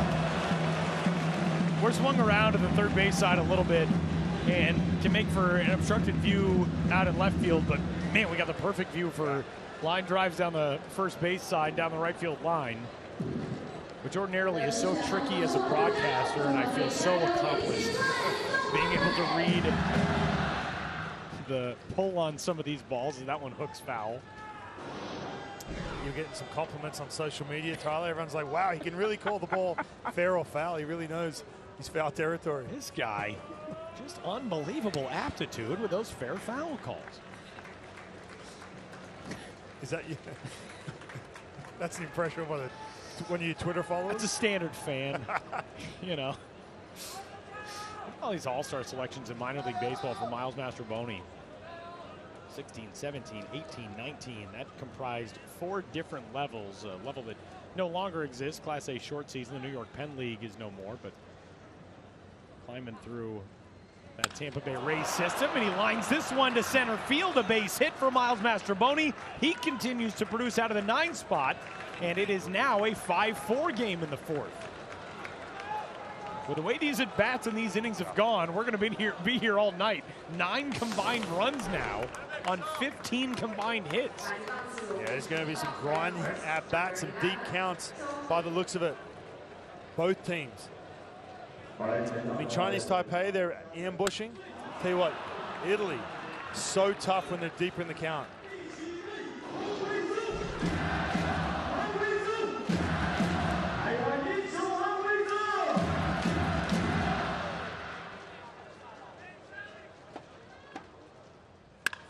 Another rip, this one to right center field, and this is going to get this game tied and maybe more. Lopez scores, Mastrobuoni flying around third base, he is in. It's a 2-out, 2-run double for South Frelick, and Italy has erased the deficit and reclaimed the lead. We talked about South Frelick being a little quiet last night. I couldn't wait to watch him swing it. That short stroke from the left side. This pitch up at the eye level. Look at that, just short, compact. Easy to see why he's a top 30 prospect in that Brewers system. There's a lot of really exciting talent coming to Milwaukee, and Frelick along with Jackson Chourio, two outfield prospects that rival any in baseball, and what an impressive rip from South Frelick.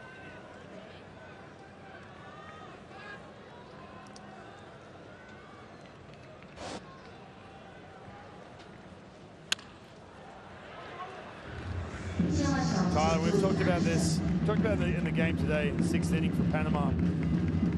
We talked about this the opening night for Chinese Taipei. Some of the questionable moves or lack of with this pitching staff.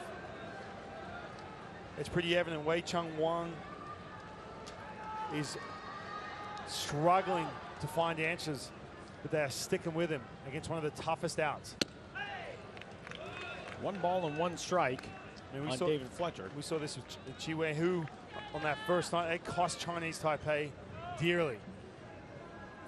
Panama ran away with that game. They had a lefty warming up in the bullpen.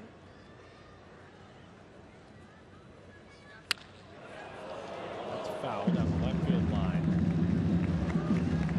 Guiping Lin, a legendary closer on the pitcher's mound in his career, the manager of this Chinese Taipei team, led the Uni-President Lions to a league title in the CPBL in his first season, that pandemic year of 2020. All-time saves leader. And juggling a difficult task here for the host team of Pool A.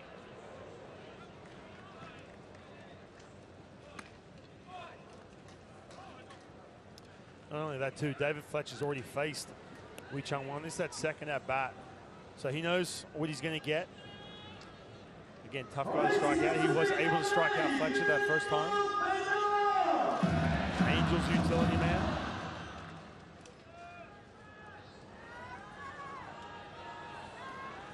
One-two pitch coming to Fletcher. Swing and a miss. He's gone on strikes again. And that retires the side. But not before Italy plates 4 to retake the lead, 6-5.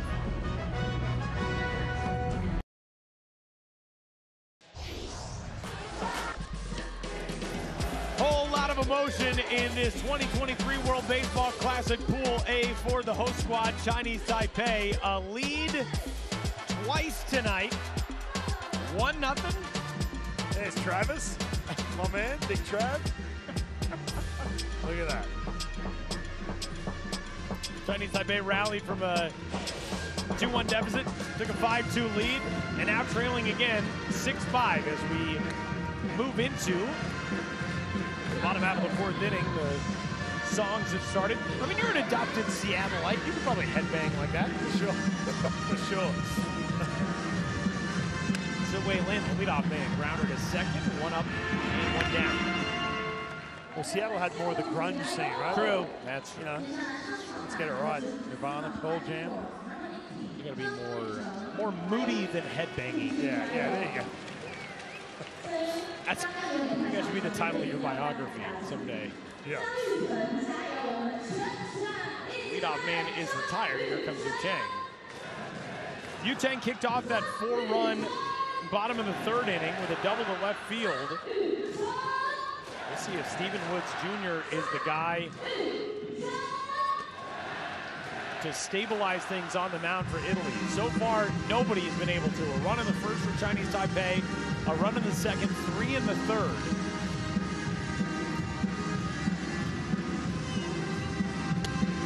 I think that's a word for it to stabilize things. And that's why it's only 1 out, but the first out of this 4th inning is massive. Just give you a chance to get through a clean inning. Give Mike Piazza a chance for his pitches to settle in.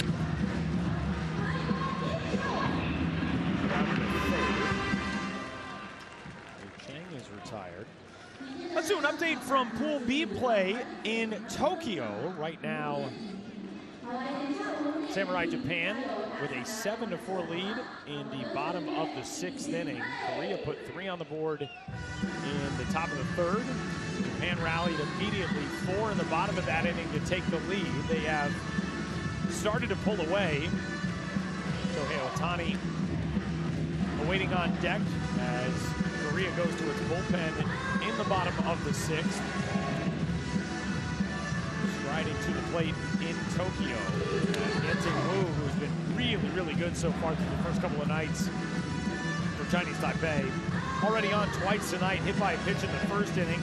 Singled and scored a run in the 3rd, and trying to get a 2-out rally started for Chinese Taipei here in the bottom of the 4th.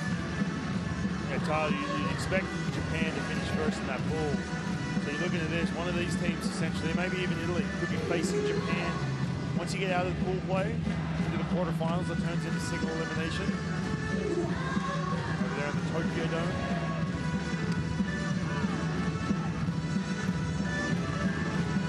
We were talking between innings. Lars Nootbaar from the St. Louis Cardinals is on that Japan team. He's like a reverse Shohei Ohtani right now. An American guy going over to play for Samurai Japan. He is a phenom.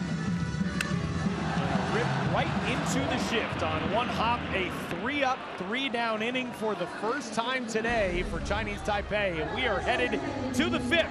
Italy with the lead, 6-5 over the home team.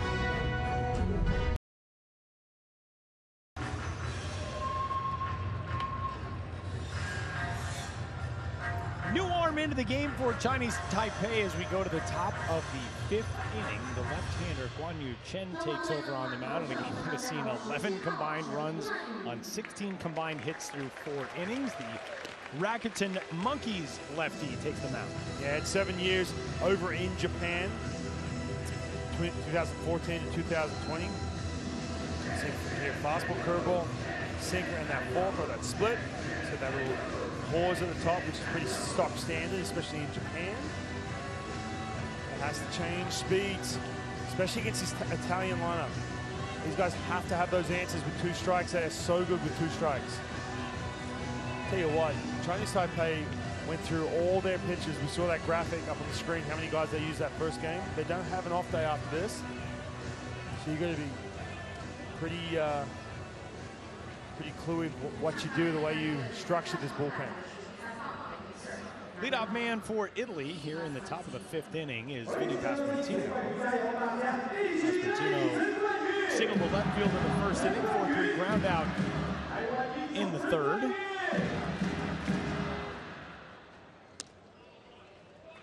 And the big fella from Richmond, Virginia takes ball 1. Ryan Roland Smith did his best Jojo Romero impression a moment ago. Crushed Red Bull, smashed it against his forehead.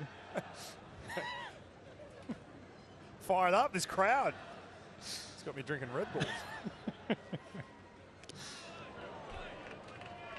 2 balls and no strikes. Vinny Pasquantino, so good as an offensive player, but the power shows up more against right-handed pitching. He's facing a lefty right now, but look at the average against lefties. Wow.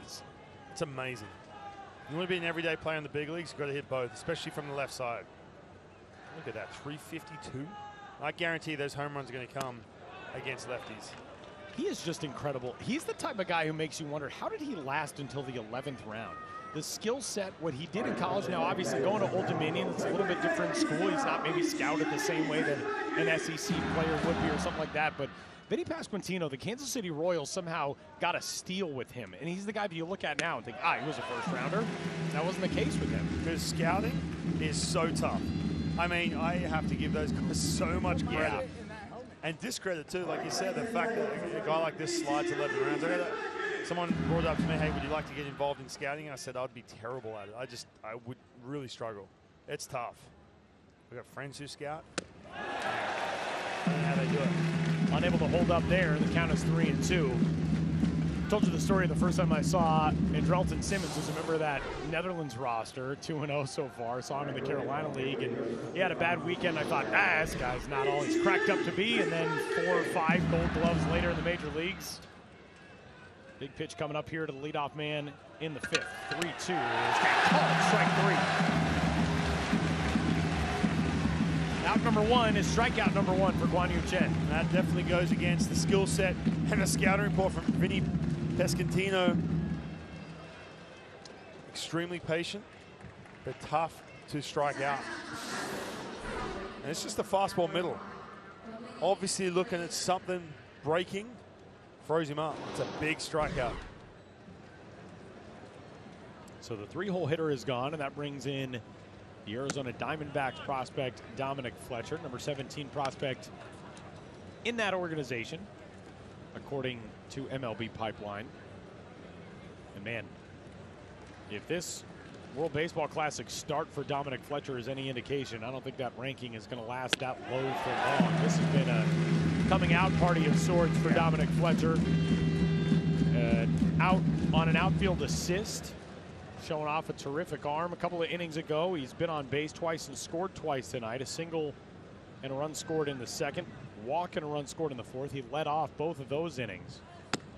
And you talk about how impressive his brother is.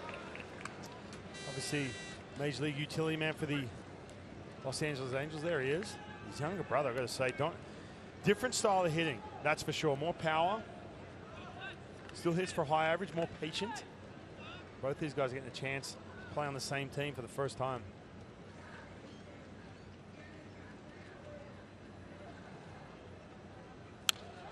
Two balls and 2 strikes. And that's a good note. Those two guys, one of 4 sets of brothers in Pool A. These are actual photos. No Photoshop used here for any of these. I like how in the shots of all, we've got such a variety of classy looks. Some sweaters under jackets, some shirt and tie. It's just good brotherly photography is what that Definitely is. not Photoshop. No, not at all. Not even a little bit. All the parents of these brothers supplied these photos, which is very nice of them. Thank you. Also a very strong mustache family, the Fletcher duo. Matching mustache. These two guys, David and Dominic Fletcher, have only played together on a team once, and that was at Cypress High School in California. That was in 2013. It was only for 1 season. David was a senior. Dominic was a freshman. They won the CIF Division II championship, the Centurions.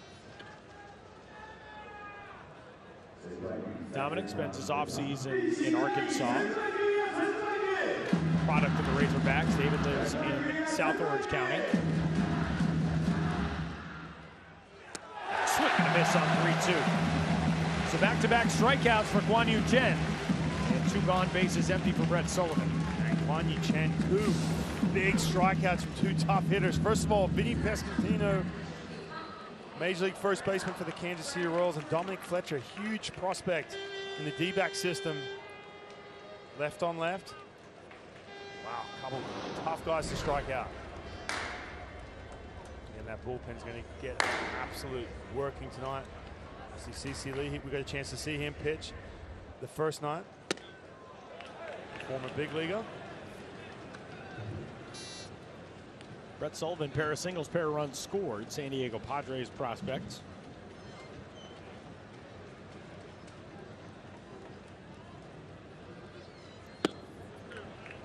Sullivan is one of 4 catchers on this roster. Now, not all of them are just strictly catchers. Vito Fricia is in the lineup as the DH and in the on-deck circle right now. Vinny can play first base, he can play the outfield as well. Those 2 guys, Dominic Maroglio and Alberto Mineo, who is one of the native-born Italians. He's out of Gorizia. and he plays for Parma in Serie A, the top-level Italian baseball league.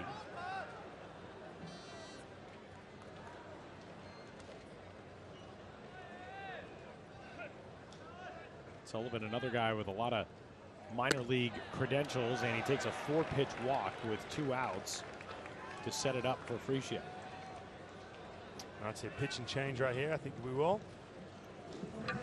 Chang getting a chance to face 3 lefties. Now they're probably going to hand it over to the righty.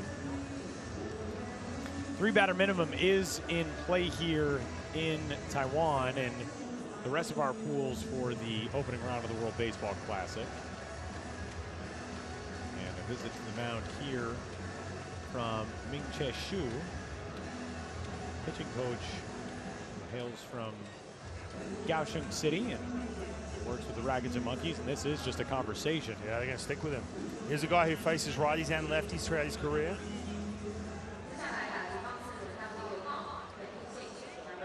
Again, they have to start conserving a little bit in that bullpen. A lot of guys got a lot of work first night, and they got the day off yesterday. Don't have a day off these next couple days.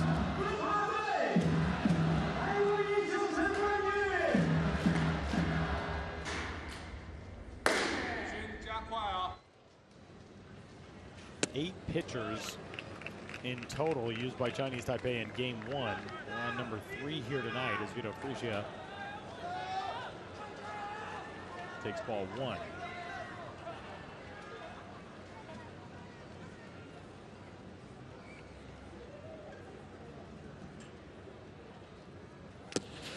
Two balls and no strikes, nowhere close there. That is 6 straight out of the zone since the back-to-back strikeouts.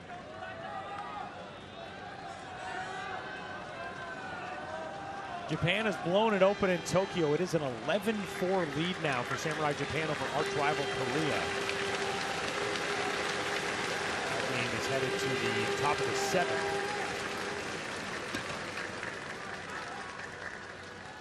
These fans here trying to get Guan Yu Chen back dialed in. There's strike 1.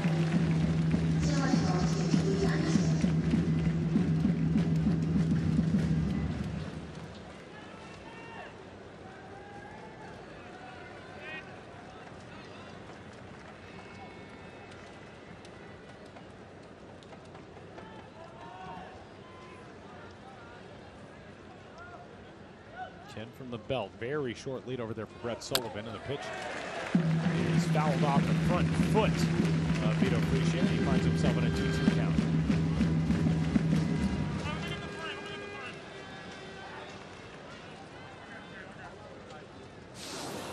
It's a changeup. Way out front. You're taking out that chili. That spike. It's a big out right here from Guan Yu Chen, trying to get his team back in the dugout.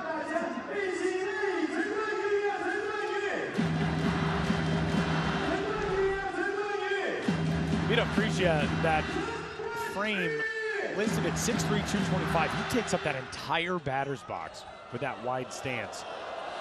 2-2 fouled away. He is a very imposing presence in the box. Now, one thing Guan Yu Chen struggled with in 2021 was the long ball. Got back on track last year. Cannot make a mistake. Appreciate hit the ball to center field with some authority.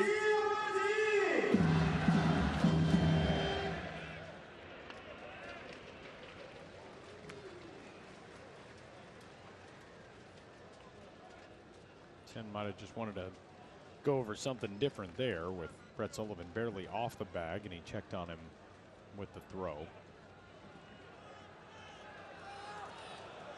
Ready once more, 2-2 pitch, and a bouncer foul. Keeping that change up below the strike zone.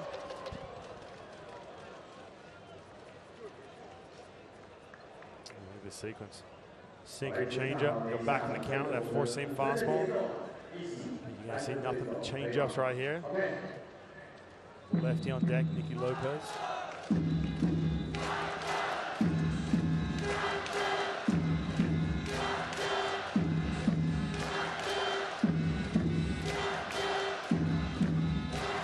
They're trying to get on the same page too. It's one of those tense moments where you start to second guess what you have to offer. You faced a couple lefties, big strikeouts. You're trying to figure out that third best option against righties. That's that changeup. You want to get it over. Another one. 5 straight fouls now. This Italy team just keeps on getting deep into counts, deep into at-bats.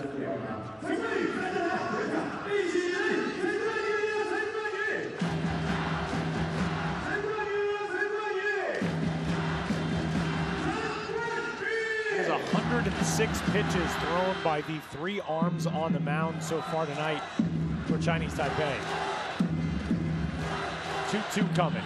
And another foul ball. This one toward the first couple rows, and it'll get back in him. And playing with throwing that fastball middle in this situation. 90 miles per hour, pretty flat. They've been grinding these pitches from Chinese Taipei. It's number 9 coming up.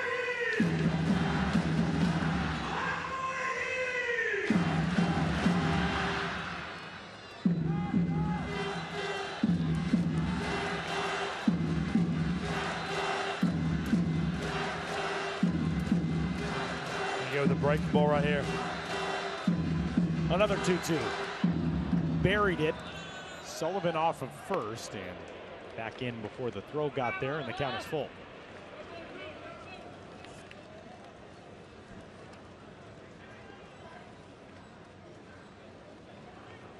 Gungguan Gilligalau really has that ideal catcher's build. He's the kind of wide body, big target. Right.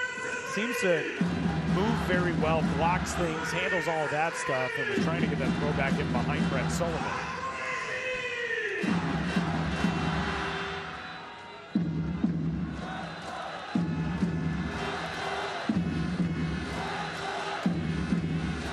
Here comes a 3-2, runner off, and another foul ball.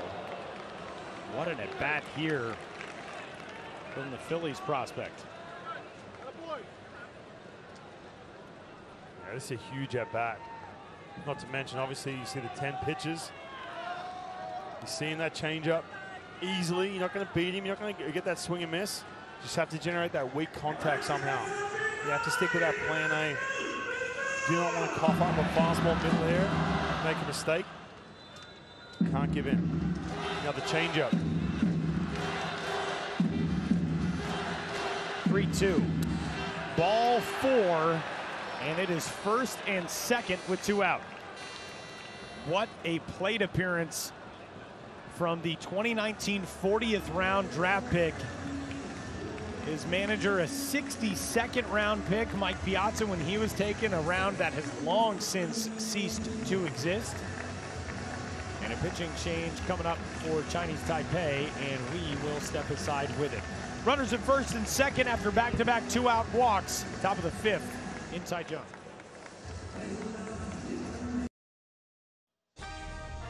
Welcome back to the 2023 World Baseball Classic with former Major Leaguer and 2-time World Baseball Classic veteran Ryan Roland Smith. My name is Tyler Mon. Back in Taichung, Taiwan at the Intercontinental Baseball Stadium for our coverage of Pool A. That is the National Taichung Theater, which officially opened in 2016. What a gorgeous building. It's actually, I believe, pretty close to where we're staying. Ryan is going out with these guys later. That's right. Hit up the club. Actually, what was crazy a moment ago, they started playing the Lion King song. Ryan held me out over the crowd. It's quite a moment. New pitch in the game, Hugh Sun Chen. This is one of their guys. Look at those numbers. First of all, 1.77 ERA was the league leader in saves. This is who they call the agent of chaos. 2019 CBBL All-Star Game. He took a selfie on the mound. The agent of chaos. It was in his glove. Look at this dude. Amazing. It's awesome. And he's on in the top of the 5th. Wow. Nearly. Was able to nab Vito Frisia, straying a little bit too far off the bag over there. A little back pick, you don't usually see that. The lead runner at second. Yeah, this guy's quite the personality. You could hear the crowd too when they announced his name. They did play the Lion King song, man. Is that his walkout song? Tyler, I expect you to know this information. As I was holding you out, like Simba. I was so mesmerized by the moment that I neglected to do my research into that. First pitch there for a strike. That's his big weapon. That forkball or that split. He's got no rotation. Mid-90s fastball.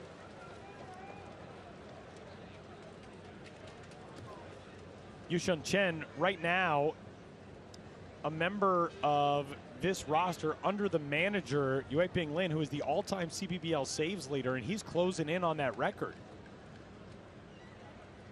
119 in his career. He pitched in 46 games last season for the Rackets and Monkeys in the CPBL, and closing in on that mark. That nickname, the Agent of Chaos, he has earned it via some colorful behavior. Doesn't hold back emotionally, let's put it that way. Love it. He'll voice his displeasure with umpires. He's gotten into some scrapes on the field. Gets into it with the fans, apparently. Fouled at the plate, and now thrown back into second. And then safely Brett Sullivan.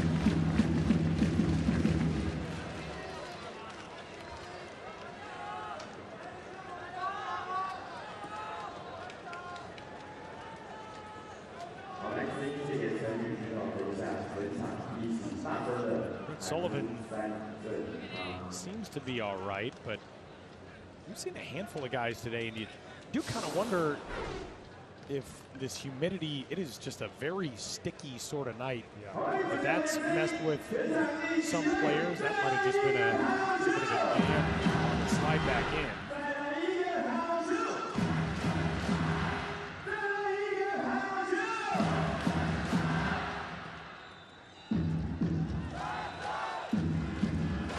Lopez in and waiting. RBI single his last trip to the plate. And they're paying a ton of attention to Brett Sullivan. Yes, he's a catcher, but he can run.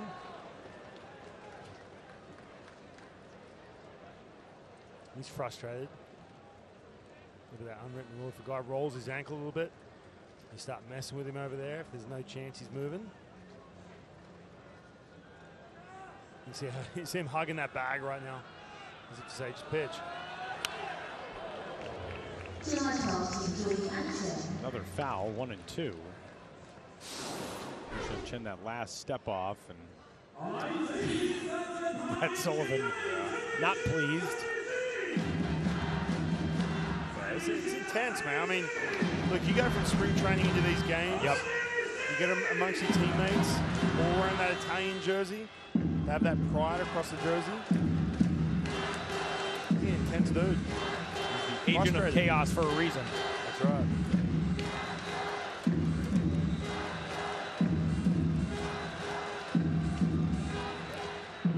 Good block there by Gilligalau. 2-2 now. Now, he talked about some of the numbers. 1.77 ERA. See right there, right in the center of that glowing scouting report, the Agent of Chaos. He throws that split, throws it a ton, about 50% of the time. He throws a fastball around 92, 93. You see right there too, one of the most reliable relievers. You know, we talked about the Italian team trying to have some stability with that pitching. Same goes with his Chinese Taipei team.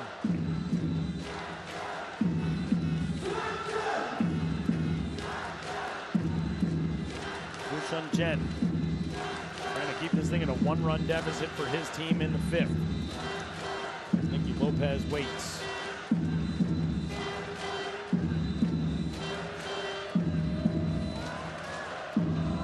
2-2. Line back up the middle into center field. Lopez comes through again. Sullivan may be hobbled, but it's not going to matter as he scores. And Italy adds another one. It's a 7-5 lead. Man, Nicky Lopez coming up big again. Runners in scoring position. The energy has been zapped just for a second out of this bullpen, out of this ballpark. Look at this fastball, challenges him up in the strike zone. And Nicky Lopez staying back up the middle. That's a big run.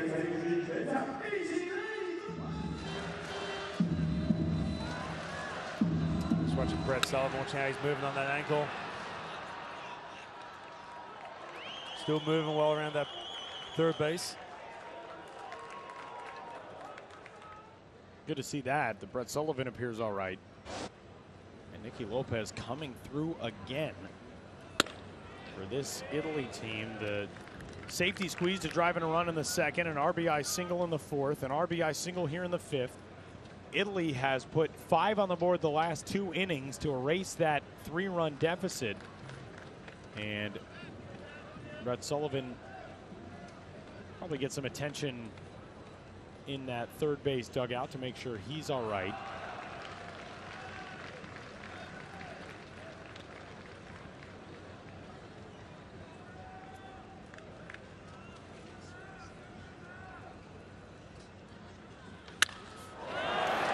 Swinging a fly ball into shallow center. This could be a tricky one, and it is the right fielder, Tsuwei Lin, who makes the catch. But Italy tacks on one more, and this game heads to the bottom of the 5th inning. It's a 2-run lead for the visitors, 7-5.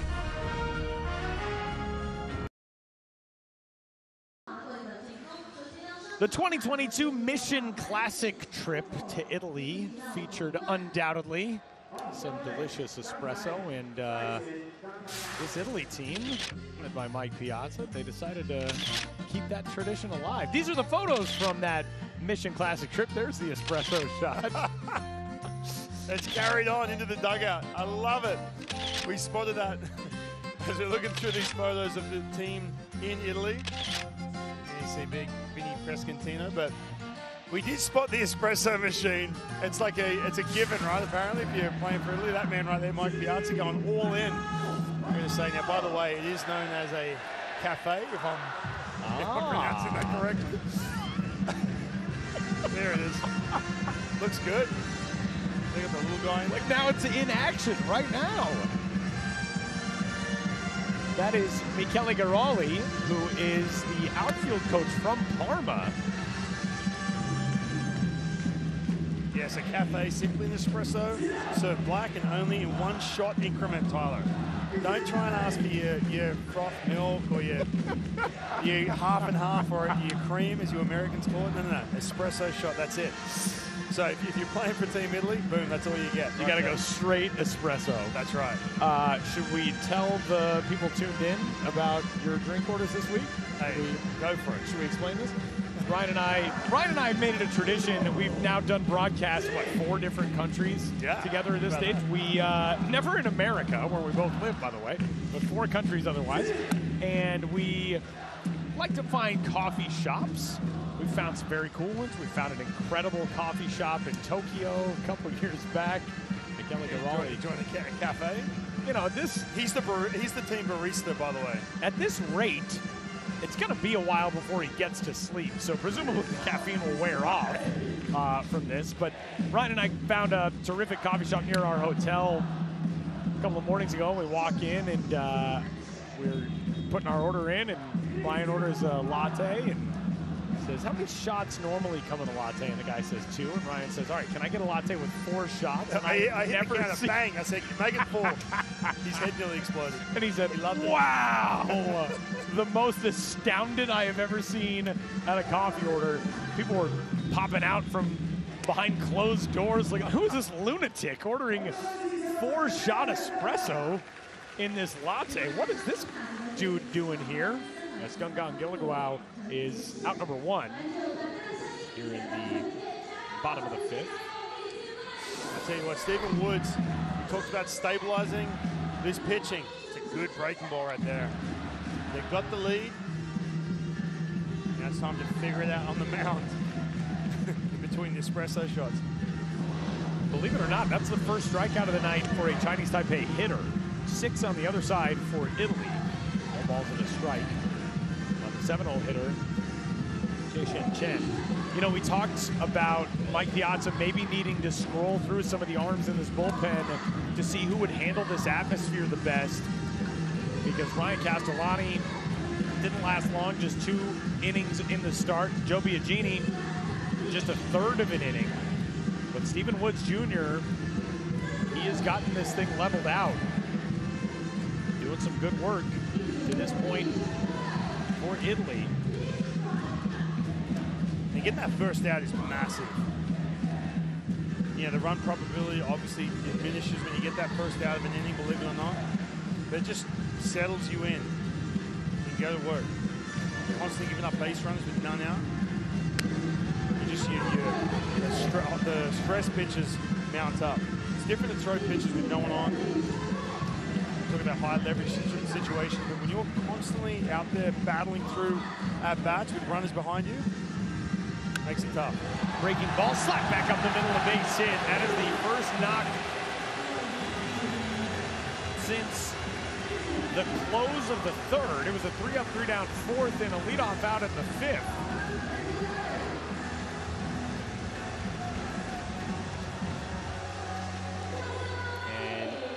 And Chen is aboard with 1 gone.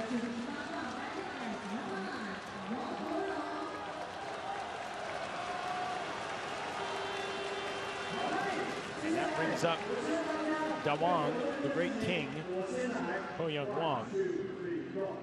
Just can't get enough of the nicknames on this team. Ho Young Wong, a guy who you saw there last season, played with the Nippon Ham Fighters in Nippon Professional Baseball in Japan. He is one of the greatest homegrown talents, especially from the position player side, that Taiwan has ever produced. First player ever to be posted and sold to Nippon Professional Baseball. He bounces that one through the shift. What a pickup by David Fletcher at the last second, reaching out and snaring it and getting the out at first. Wow.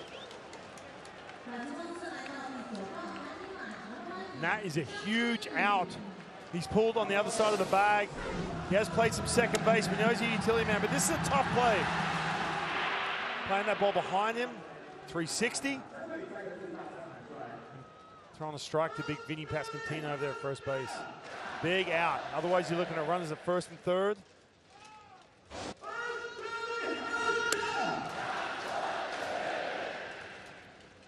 1 ball and no strikes on Kunyu Tiong, the shortstop out of the 9 spot, who is 0 for 2. Reached on an error charged to Nicky Lopez in the 3rd inning that brought home a run and at the time gave Chinese Taipei a 5-2 lead.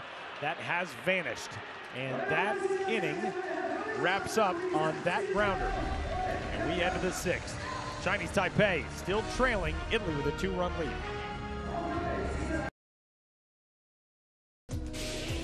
Well, where Italy's baseball history may not be as pronounced as the United States, the history of Italian Americans in baseball is extremely extensive. As you look at some of the great names throughout baseball history, great players, great managers, and 2 managers in that shot. Dodgers legends Tommy Lasorda and Mike Piazza. Mike Piazza, legend as a player for the Los Angeles Dodgers, now trying to craft his managerial legacy with Team Italy as the Parma resident. We get a chance to ask him if managing is something he wants to do in the U.S., perhaps? We did not ask him that. Curious. See how he goes with this World Baseball Classic. Based on the conversations that we had with Mike Piazza, it seems like he wants to make his focus Italian baseball in Italy, living in Parma, being so involved with this team, being so involved with the federation. We also had a really interesting conversation with him about the Italian League, Serie A, and some of the issues right now. Gianmarco Ferroni, who's the GM of this team, was also part of that conversation. Some of the issues right now with that league and the fact that it just seems to be especially oversaturated with teams, and yet the distribution of talent is concentrated really among about 3 teams. And if there is a restructuring that should be part of the process to generate some more interest in some better level play in that league. It's fascinating to see just how much Mike Piazza is making this his mission to improve the quality of Italian baseball in Italy as a bouncing ball. The first is out number 1. Miles Mastaboni retired, and here is Sal Frelick, who 2 innings ago launched a monster hit for Italy. Yeah, this is on the first pitch. We talked about how good these at-bats have been, but look at this. Talked about that short, compact swing from the left side. First pitch, blew it open for Team Italy. Yeah, plus, I mean, thinking Mike Piazza, he's living over in Italy now. I mean, it would take a lot for him to say, yeah, sure, I'll interview for this managerial job, but hey, who knows? He might get the bug after hanging out with these guys on Team Italy. Fortitudo, Bologna, Parma, Clima, San Marino, those are the 3 that are really the dominant forces in modern-day Italian baseball. Reigning champions San Marino from the last couple of years. Pitch up and away, 1 ball and 1 strike to Sal Frelick. Sal Frelick last year, an outstanding breakout season in the Milwaukee Brewers organization. And he lifts this one in the air to center, got under it. 2 away.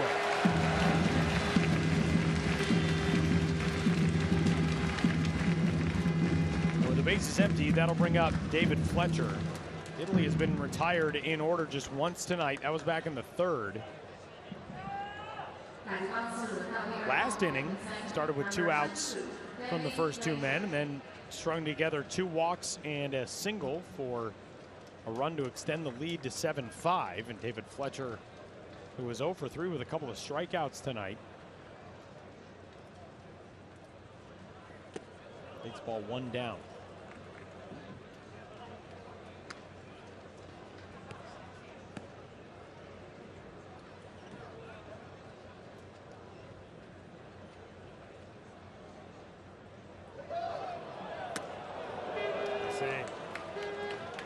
Chen, the agent of chaos, the pitcher, start change that delivery. The crowd loved it. That leg kick, bit of hesitation. 3 balls and no strikes as he goes way up and in.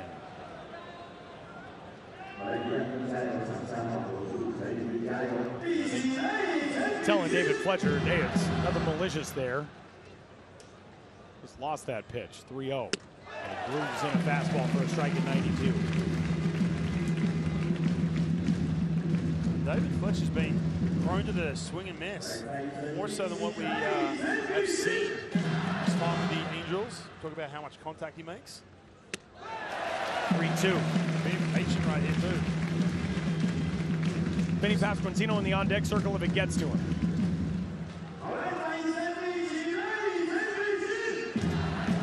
3-2 pitch is lined to right field and down for a base hit. Italy continues to do work with 2 outs. Yeah, he talked about him being patient. One of the reasons he's so aggressive is because he's got Mike Trout hitting right after him, and Shohei Ohtani's going to get pitched to. But look at these 2. Nicky Lopez, David Fletcher. See those Exavilos, 4th lowest and lowest in the big leagues, but still able to get 250 plus, 278. Like we might have a pitching change coming up here, and we will. So the agent of chaos will see his night come to an end. And with Vinny Pasquantino stepping into the batter's box, a new arm will step onto the pitcher's mound for Chinese Taipei. 7-5, Italy leads it here in the 6th. Chinese Taipei pitching change here in the top of the 6th inning. Ryan tried to do this earlier today, did not catch a single one of these dropping things. That's definitely not true. I have not tried that yet, but I want to. We have to locate that machine. We do. It looks like it was out near the arena. You and I have to go at it, compete. Okay, I'm into that. New arm into the game for Chinese Taipei as we move along here in the top of the 6th inning. It is the left-hander Yenqing Liu who takes over, another guy pitching in his home ballpark. Yeah, really good numbers with the brothers this year. 198 ERA, 20 saves. And they're going with that left-on-left matchup against Vinny Pasquantino. Struck out twice his last 2 times up. We're only in the 6th inning. This is already Vinny Pasquantino's fourth at-bat. Looking for his second hit. And now on the pickoff, runner moving and not even going to have to pitch to him. David Fletcher erased on the base pass, picked off, caught stealing, and that will do it for the top of the 6th as Italy runs into the final out. Now, hold on a second. Italy may challenge this. We're waiting to see if Fletcher may have gotten a foot under the tag, but doesn't look as though Italy will challenge as they're already headed out to the field. So the out recorded on the bases, going to the bottom of the 6th in a 2-run game.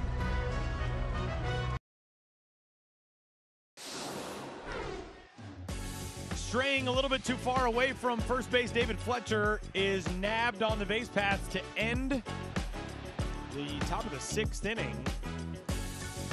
Yeah, this is just trying to get into scoring position for Vinny Pasquantino. You know, when you got your biggest bat hitting, and for Liu, you know, you get so caught up in who you're facing, how you're going to pitch to him, and you glance over, see David Fletcher take off, you're like, whoop, just going to get a cheap out, finish the inning. Tell you what, Stephen Woods, what a job he has done. 2 2/3 inning thus far, and just settling down this Chinese Taipei, the crowd, the offense, neutralizing all the energy in this stadium. Italy have gone up 7-5. Meeting of the minds in that third base dugout. Blake Butera, the man in the middle of the screen, the bench coach for Mike Piazza's staff. Michael Borzello, the pitching coach, as they strategize how to try to get this thing across the line. And at the bottom of the 6th, that feels a long way away. Yeah, really does. Stephen Woods right now with that pitch count, 35 pitches. In good shape, and you saw Mike Piazza there talking over all different scenarios. Finish off these innings and get to their closer. And it just seems like this crowd has been comparatively a little subdued over the last couple of innings, and all of a sudden they flipped a switch back at the top of the order here to start the 6th, and they are right back to 100. Yeah, you get that feeling. They get one base runner, this place is going to be on their feet. Like we saw in those first couple innings.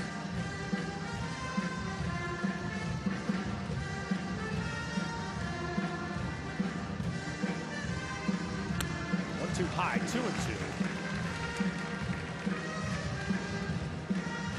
Now, one thing with Stephen Woods, the biggest thing holding him back has been that command. His time in professional baseball stopped him from getting to the big leagues, but man, he has been dialed in with that command this outing. They're out to second, an easy play for Miles Mastrobuoni. Leadoff man is gone. Sun Che-Chen 1 for 4 tonight. 4th time through the lineup for each of these teams here in the 6th inning. Lee Lin, who's 2 for 3 with a couple of singles, in for his second look at Stephen Woods Jr. Woods came on in the 3rd with his team having already allowed 5 runs in this game, 3 in that inning. And he has been the steadying force that Italy needed tonight. 2 balls and no strikes.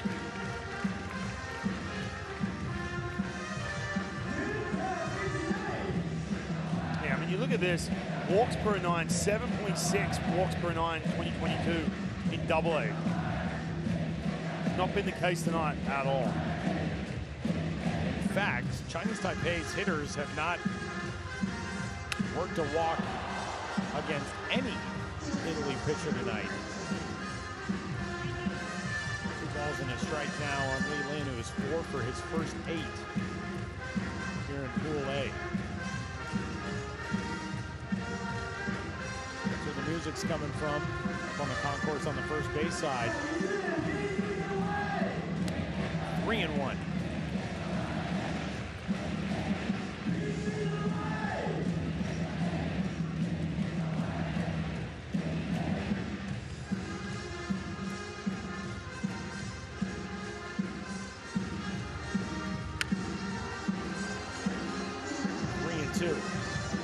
Talk about being locked in.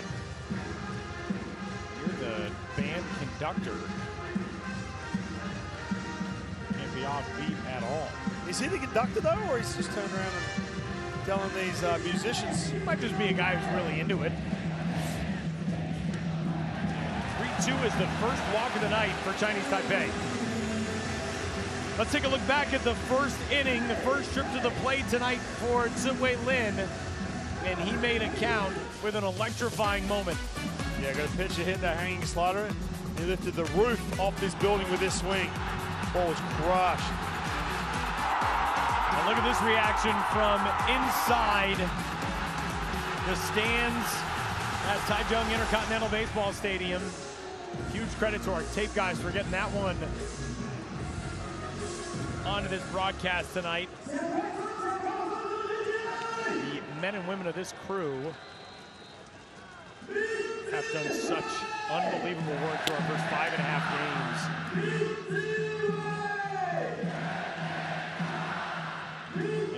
And after tonight, we still got 4 more from here in Taichung.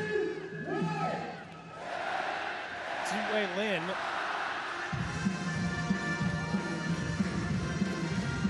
a whole lot of money from the Boston Red Sox, made the climb through their minor league ranks, reached the big leagues, currently a free agent, and in the U.S. it's pronounced Ziwei Lin, given the pronunciation guide by Richard Wong. His nickname here in Taiwan, ironically enough, is Boston, and the guy who's a big Red Sox fan, and Boston gave us a pronunciation guide pronouncing it Ziwei Lin.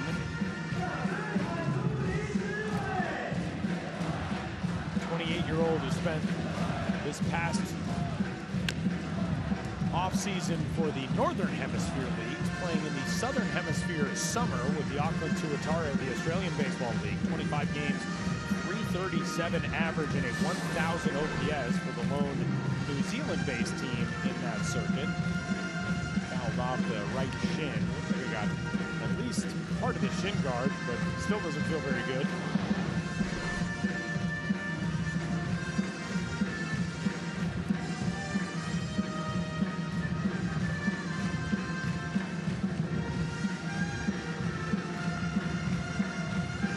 It'll get back in there on 1-2.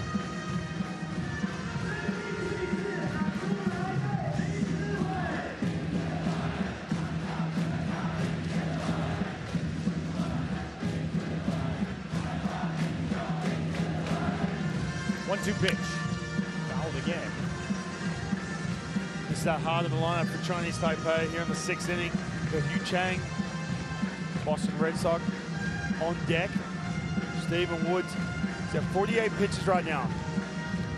I guarantee it's been a while since he's thrown 48 pitches coming out of the winter. It is March. Happy. Gutted out these last couple pitches. 2 big at-bats here in the 6th. 1-2, swung on and missed, and a great job by Brett Sullivan. Maybe not. Sullivan saying he caught that cleanly, and home plate umpire Chris Siegel doesn't agree. And you can see Brett Sullivan say, can we challenge that? Wow. And that could be huge. File that away. It's a changeup. Yeah, hit the gap. Cool.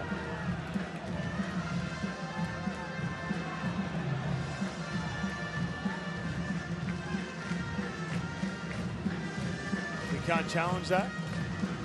You're saying we can't challenge that drop third strike. Good thing they did. Ball did hit the dirt. Big pitch. 1-2 1-2 in the air. Into right. Dominic Fletcher. 2 gone.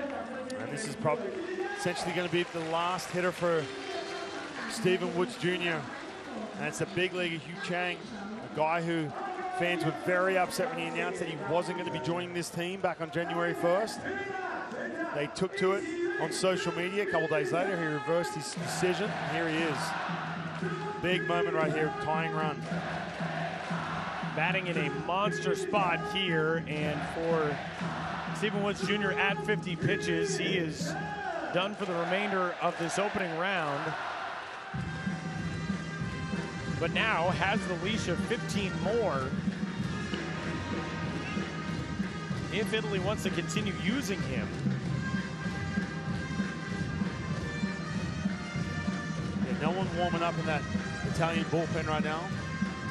Might try and squeeze something more out of him. That's that conversation you have to have when he goes back to the dugout, that real conversation. Look him in the eye and say, hey, listen, you got any more left because you have been outstanding. Swinging a drive, high and deep right center. Gone! Yu Chang ties it up in the 6th.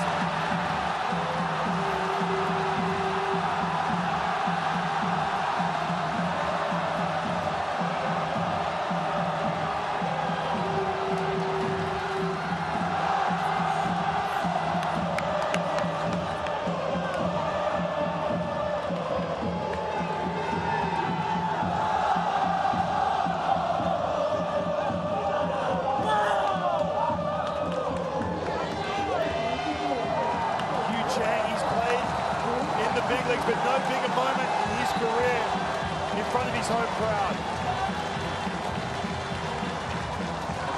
It's a fastball in the middle of the plate. Wastes no time. Takes into the center field seats. Wow, what a moment. And Ryan, you told the story. Yu Chang initially was not even going to be part of this team. And he just delivered one of the biggest swings of his life for Chinese Taipei. Stephen Woods Jr., such brilliant work out of the bullpen, and maybe just running out of steam here. An emotionally exhausting effort in the 6th. Yeah, man, look at this. Trying to sneak that fastball by him. Huge swing, wow.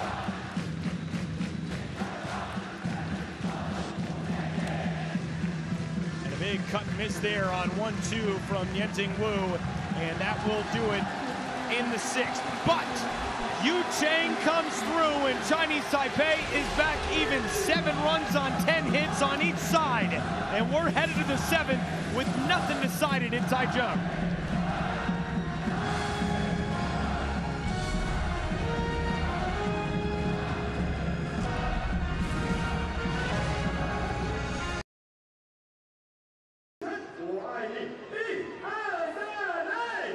There's one of the heroes of the night so far for Chinese Taipei. A 2-run homer a moment ago from Yu Chang.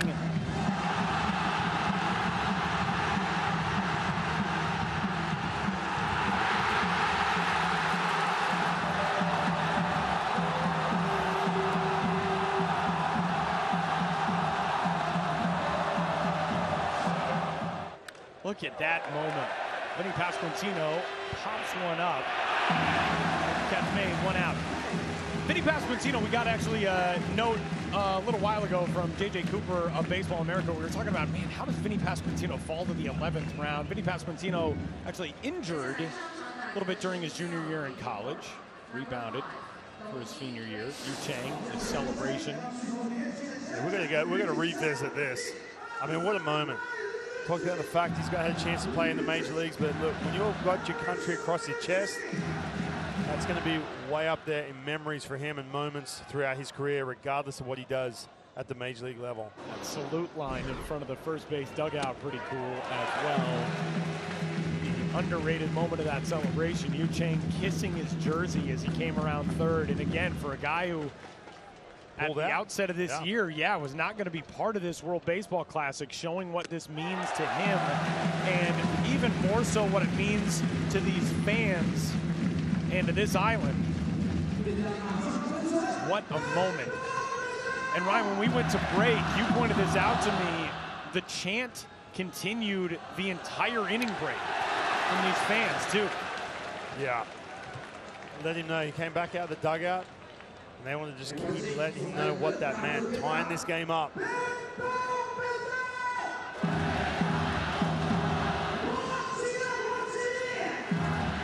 7-7 ball game in the 7th. Dominic Fletcher, who is 1 for 2 with a walk and 2 runs scored.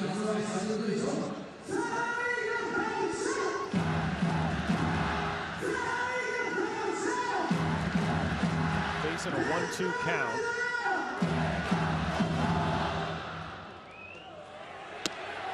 Called strike 3.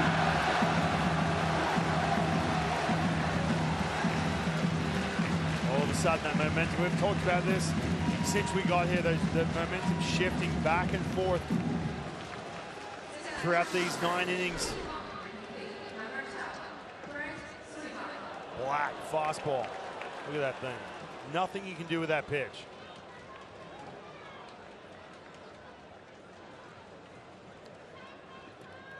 So 2 out, base is empty.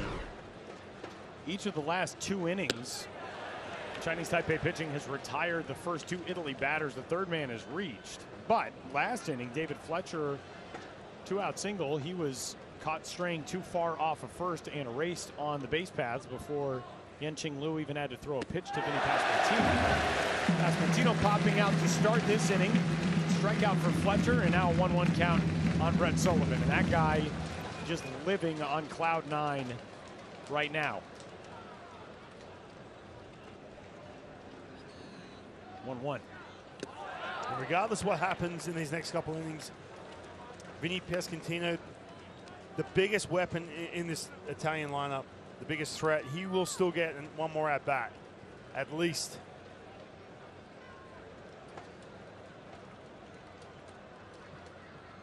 Ooh, that one just missing. 3 balls and a strike.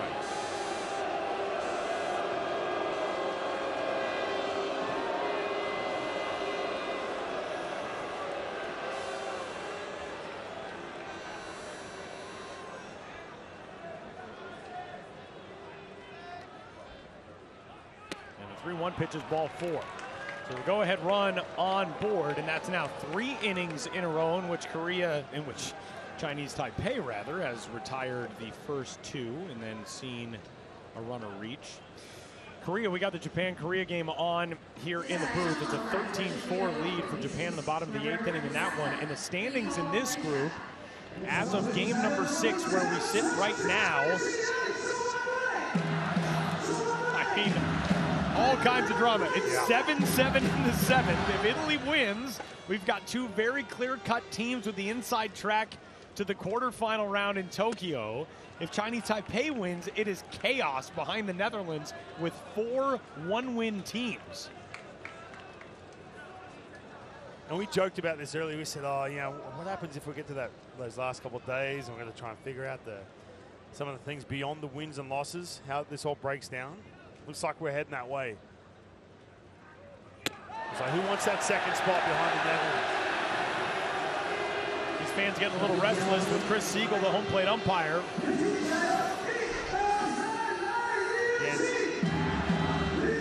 he's dialed in that glove side, down in to righties, down the way to lefties. Owns that spot, just not getting the call. See Hu Chang taking a little bit of that leadership role right now. Talking big picture right here. There's a look in that bullpen. Chen Wei Zhang and CC Lee working. CC Lee on the right of your screen, the former big leaguer. For my money, the best nickname on this Chinese Taipei team. We'll get to that if we see him again. Better than Agent of Chaos? How do you top that? I know. It's not easy. 2-0 pitch in the dirt, 3-0.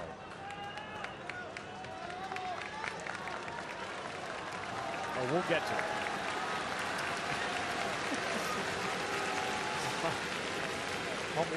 I'll be waiting. I want to hear it. Vito Frisia facing a 3-0 count, looking for his second straight walk and Italy's second straight walk here in the 7th. Instead, he takes strike one.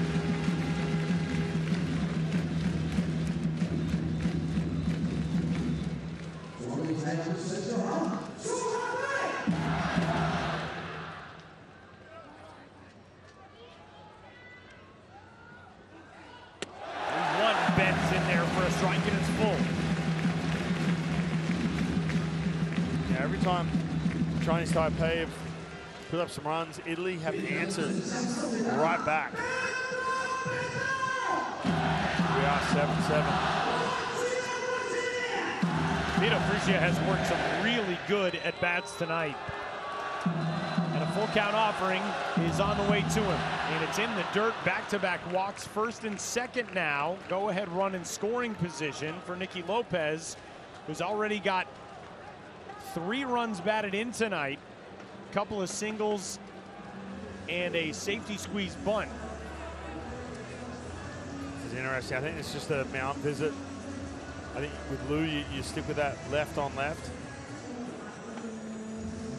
Sam being a little bit more careful with these righties, but with lefties, that's his bread and butter. Fastball slider combination. He's got Vinny Pasquantino, he's got Dominic Fletcher. Chase Hu, the pitching coach, heads back to that first base dugout.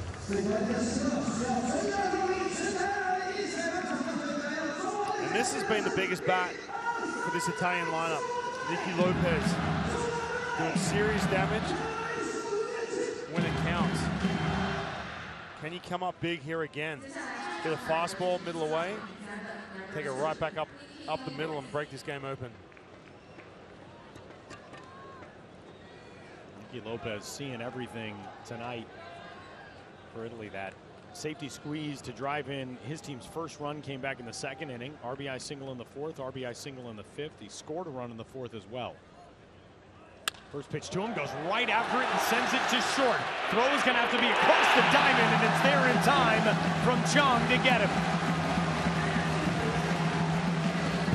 Chinese Taipei gets out of the jam, and we head to the bottom of the 7th in a 7-7 game.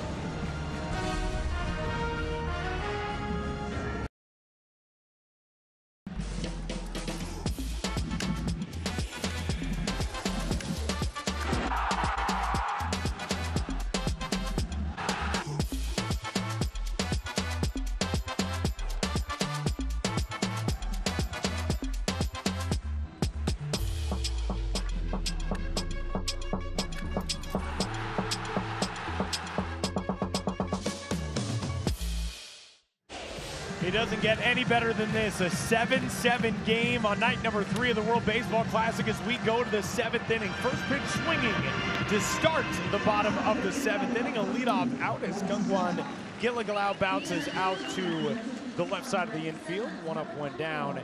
And how about Mike Piazza sticking with Stephen Woods Jr., who is nearing 60 pitches. 65, the absolute limit, unless you're in the middle of an at-bat. You can finish that at-bat. But Stephen Woods Jr., he is going to take this thing as far as possible. Yeah, it looked like he was at the end of his rope, obviously. Not just physically, but mentally too. That big moment with Yu Chang, that last inning. Working up quite the sweat. He's got a brand new hat, by the way. He's sweating through that last cap, and yeah, he's got the fresh one. Good call. But this is massive. This has been a big story for Italy. I know they've had plenty of offense, but their pitching has just been unsettled. All of a sudden, Stephen Woods comes in, quiets his crowd down, and just settles everything in. Obviously, the home run. If they can get another 10 pitches from him, massive. And again, Tyler, we talked about the conversation that happens. He goes back to the dugout. I guarantee you, Mike Piazza and the pitching coach for Team Italy look him in the eye and say, what do you got? Be honest. Of course, he's not going to say no, but you really have to go with your gut. Mike Piazza, first-time manager. You have to know your guys. So this is massive. Strike one. Woods cresting over 60 pitches. Ryan Castellani, 1 mandatory day of rest. Joe Biagini's good to go tomorrow. Tough day today, though. Good pitch. Strike 2.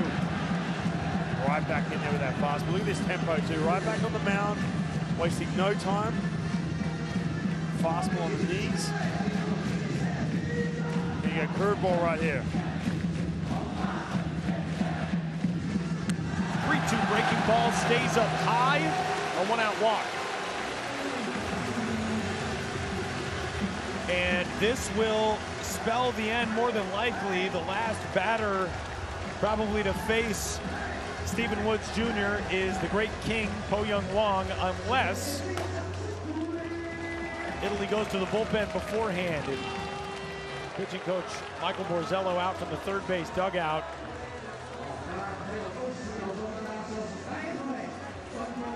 Samurai Japan and noted world's coolest man Shohei Ohtani, 13-4 winners over Korea. That game has just gone final in Tokyo Dome. So Korea, a shocking 0-2 start to this World Baseball Classic, and a pitching change underway for Italy.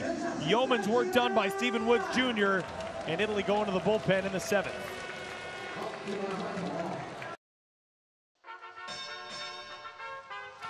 Prizefighter Rocky Marciano is the only heavyweight champion to have ever finished his career undefeated.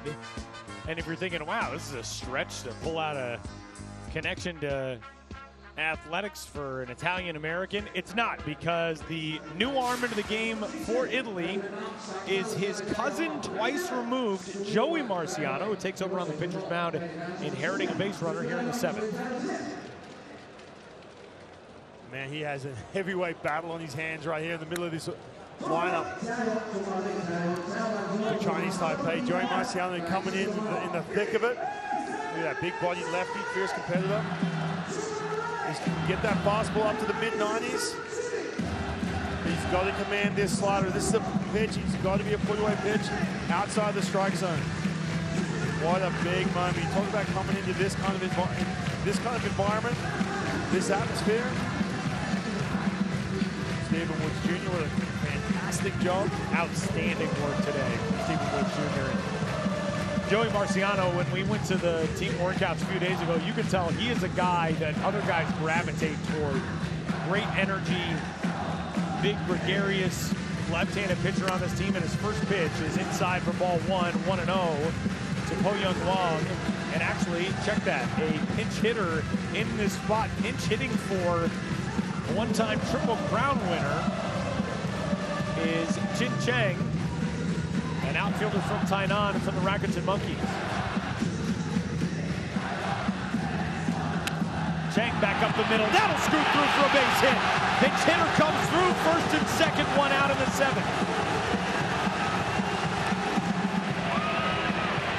Well, when you pinch hit for a triple crown winner, you better deliver. That ball just getting away from Marciano, just away from his glove. Back up the middle. Chinese Taipei are back in business. The fastball middle. Look at this, just get beyond that big glove with the big 6'5" lefty.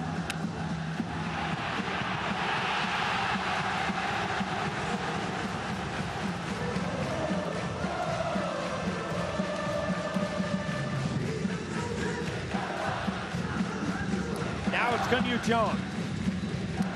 And first pitch swinging, he fouls it back.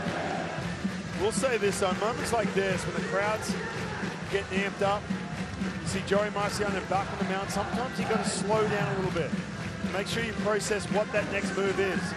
These Chinese Taipei hitters, you see it, when all of a sudden runners are on, they're way more aggressive.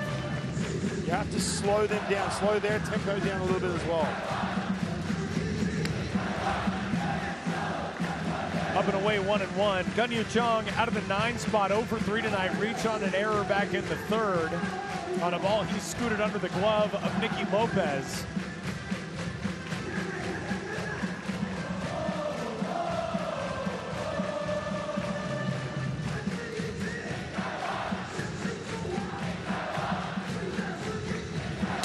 Good pitch. 93 for a strike. Man, heavy fastball too. Downward. good angle on that ball, 6'5".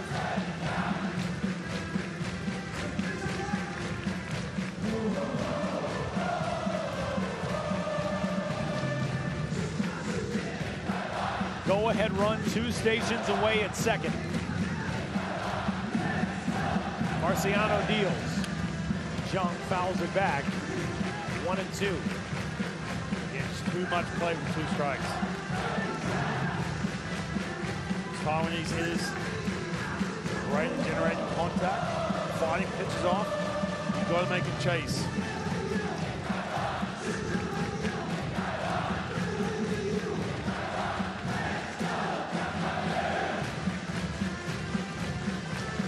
Here's the 1-2. We'll do it again. That's what I'm talking about. Look at some of these pitches, a lot of them in the middle of the plate. See him going with 2 sliders to start him off. That slider is too much with 2 strikes. That's where you got to slow down that tempo. Bury this slider right here underneath the strike zone.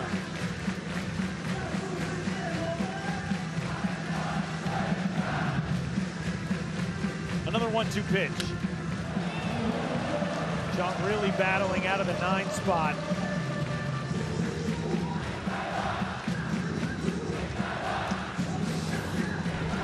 Everything around the middle. Fastball this time. Again, they're just going to keep fouling pitches off.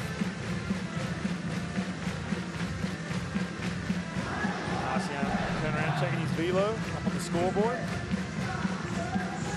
Jung was 2 for 3 on Wednesday night for Chinese Taipei. Looking for a monster hit here, and he's got it! Out into center off the glove of the leaping Miles Mastrobuoni, and they are loaded up back for the top of the order.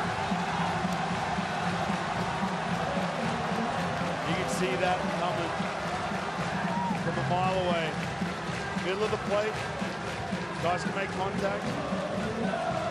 There's too much plate with 2 strikes.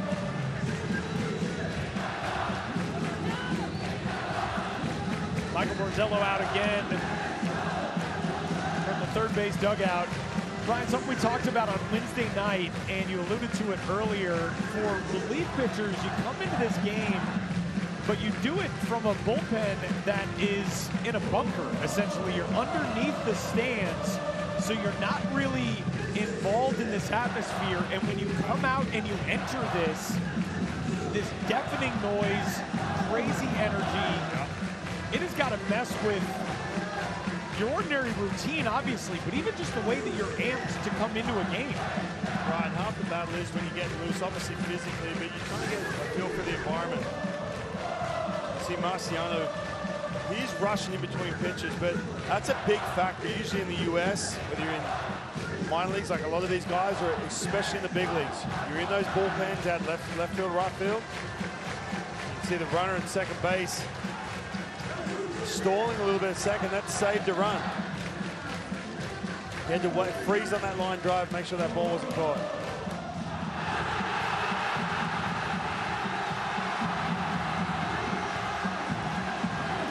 But Tyler, to your point, here in Taiwan, in Japan, the bullpens are underneath. It's quiet. You're essentially in a batting cage, and you come out, and then it's deafening. And a pinch hitter to the plate, and a bouncing ball, slow roller left side, tough play, and Chinese Taipei is into the lead. Kwok Jen Fan, the pinch hitter, comes through.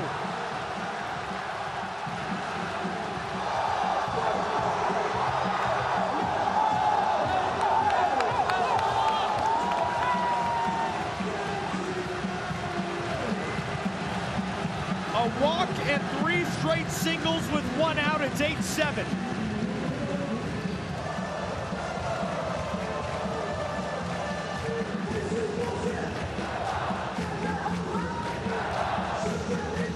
Chance continue.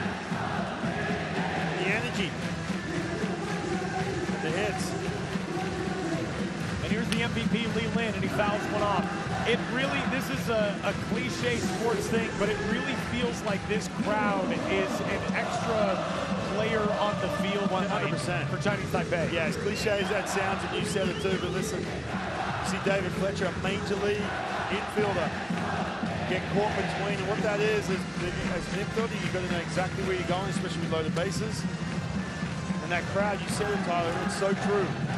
It plays such a role messing with those visiting players. Speeds the game up.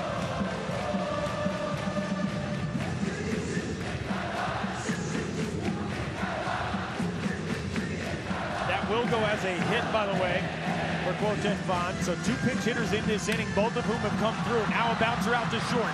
Fletcher to second for 1. On to first! In time for the 6-4-3 double play. And the rally ends with just 1 across. Italy turns a clutch twin killing, but Chinese Taipei will ask for the review to confirm it.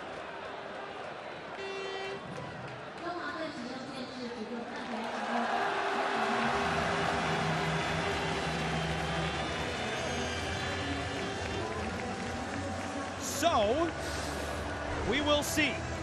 And here's our first look. He had to be quick too, David Fletcher. Get rid of that ball in a hurry. Pasquantino with a big stretch. This is close. You can tell what the fans think. Yeah.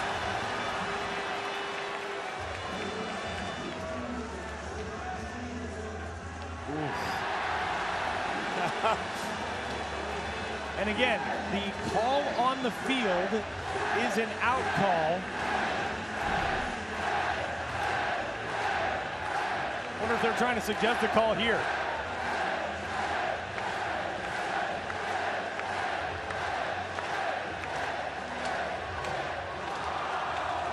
And out. The call is confirmed to end the bottom of the 7th. So Lee Lin bounces into the double play. But Chinese Taipei gets 1 to retake the lead. We head to the top of the 8th inning. The home team's back out in front in a wild one in Taichung.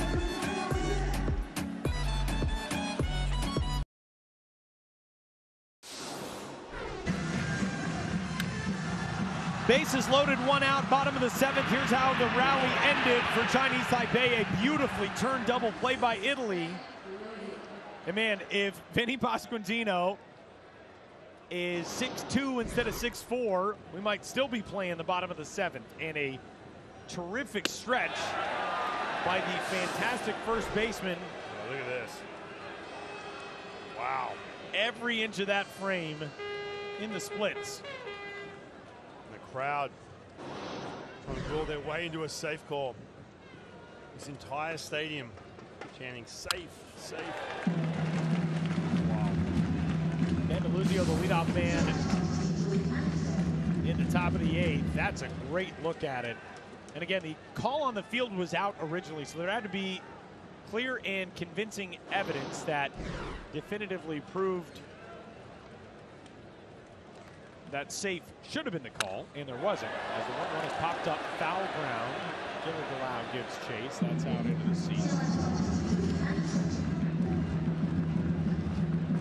Have to rally here the final 6 outs.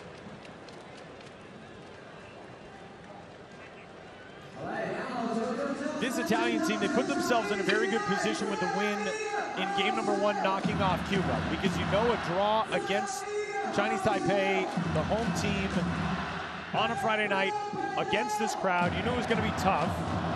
But getting that win in your back pocket yesterday, that's big. 1-2 pitch. Skied first base side, foul again, and out of play again. But once more, I mean, if Chinese Taipei hangs on, we've got the Netherlands at 2-0, everybody else with 1 win behind them. Yeah, it's creating quite the mess, but that's what we have been talking about this entire pool play. Pool A, most evenly balanced. Kind of expected this. We do have some defensive changes we'll get to you for Chinese Taipei, as the pinch hitter Quoten Fan, who drove in the go-ahead run, he's over at first base now.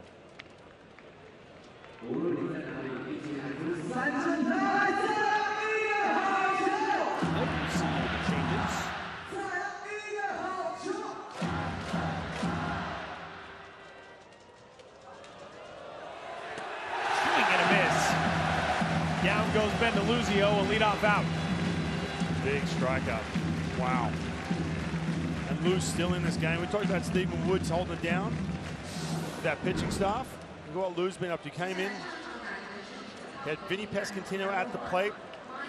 He picked off David Fletcher. Next thing you know, he's got to face Pasquantino at the top of the inning in the 7th. Got him out, got the heart of that aura out. Here he is in the 8th.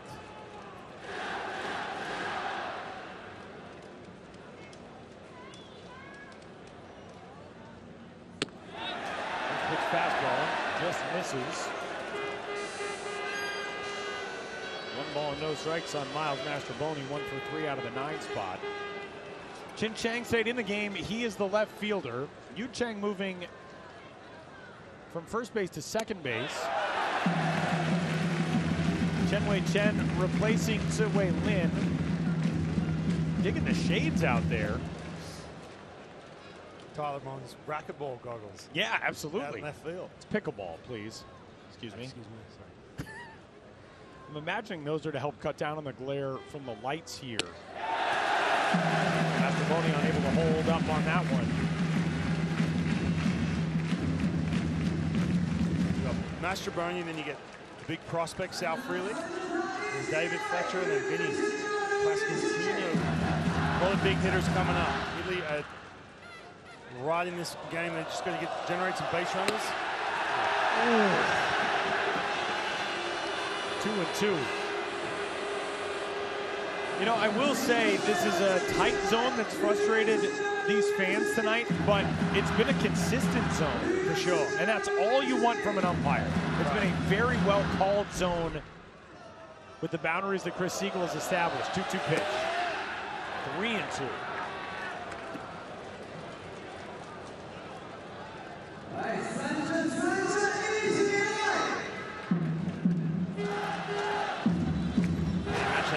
Owning that down and away to these lefties, freezing these hitters. Nothing he can do with that pitch. 3-2.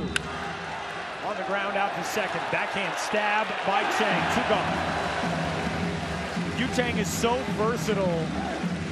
Moving from first base where he started this game, he's at second base right now. He can play a whole bunch of spots. And fluidly gets the out there. 2 away.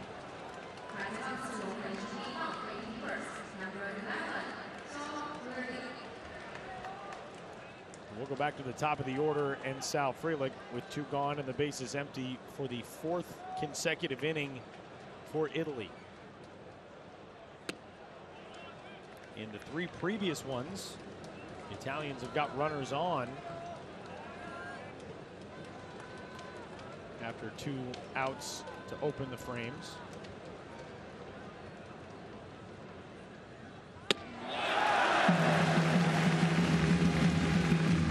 Crowd, every pitch a little bit subdued in the middle of this game, and they are electric once more. What are you supposed to do with that pitch? Yeah, it's tough when you're facing left on left, and you can land that secondary pitch and come back with that fastball. He's been thrown with 2 strikes at a time, especially down the way to lefties. Yen-Ching Liu kicks and deals. 2-1 down and away. See that smile from Liu. That's a pitch that down and away he's been owning. Got to be careful here. Sal Frelick can try and get back in this count. He might let it eat.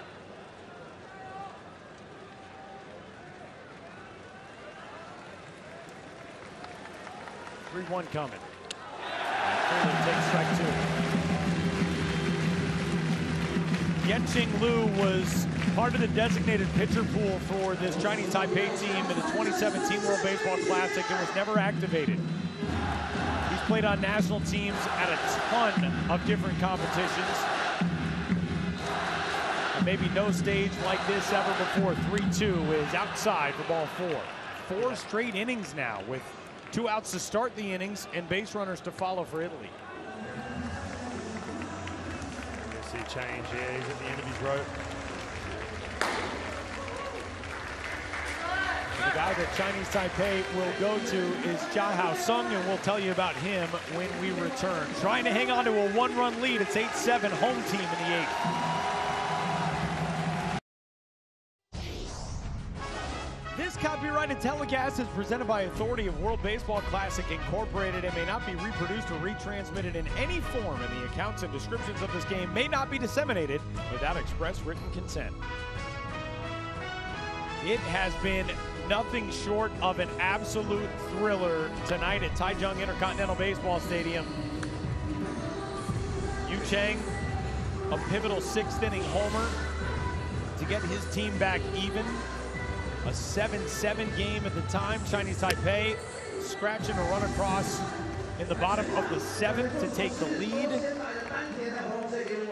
And trying to get the final out of the 8th, and they will turn to the right-hander Jiahao Sung to do so as he will go to work against David Fletcher. We saw him on the first night. 30 years old, 6'1". You see the numbers right here. This is in the Japanese version of Rakuten. There is a Rakuten here, obviously in the CPPL, but look at this, 2.6 ERA, 54 games.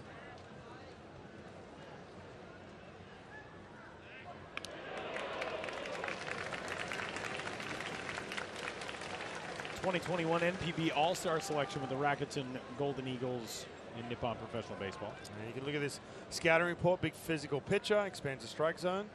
Doesn't throw hard either. He's upper 80s, but he's got that good spin on that fastball.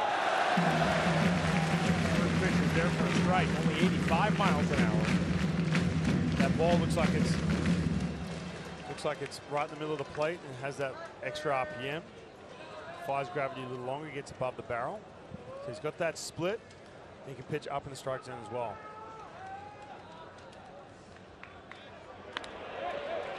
Taking on Sal Frelick, who runs really well over there at first base.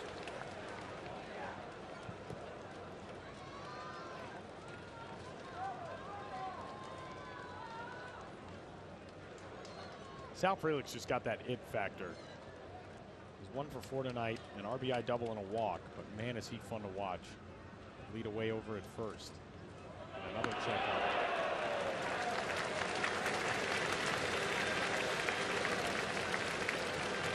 You have to pitch David Fletcher in this situation. Can't try and expand the strike zone too much. You walk him, all of a sudden you got Sal Frelick in scoring position with the pass squatch coming up. Right side on 2 hops. Gobbled up by Chang, inning over. Chinese Taipei looking for some insurance as we head to the bottom of the 8th inning in Taichung.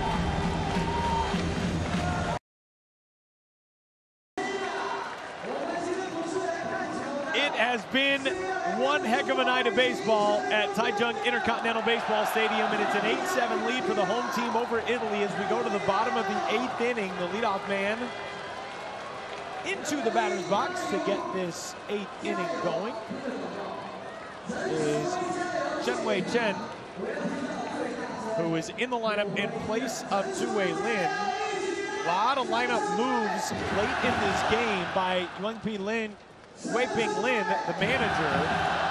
2 pinch hitters last inning, a couple of defensive replacements. And a bunt attempt popped up over the mound, out to second. What a play by Miles Mastrobuoni to get the out. And that brings up one of the heroes tonight for Chinese Taipei, Yu Chang. Wow, that was inning. That was a huge play. First of all, you got the middle of the lineup coming up. You got this guy, Yu Chang. Look at this. This is a tough in between. Bare hand, no time to set your feet. Fires a strike over to Vinny Pescatino. Wow, huge play with this man up. No margin for error with how well Chen runs. Great play by Mastrobuoni. Yu Chang in the 6th inning got his team rallied from a 7-5 deficit with a 2-run homer. Take strike one here to put the count even. He is now 2 for 4 tonight. Homer, a double, also reached on an error on a ball that he smoked well to center field. Went off the glove of Ben DeLuzio.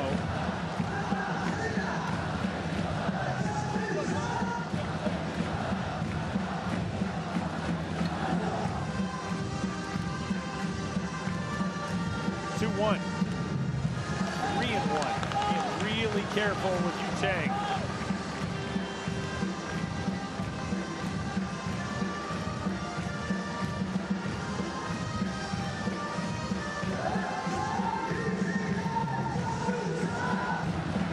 And there is ball 4. Back in the 6th inning, this was the scene here in Taichung.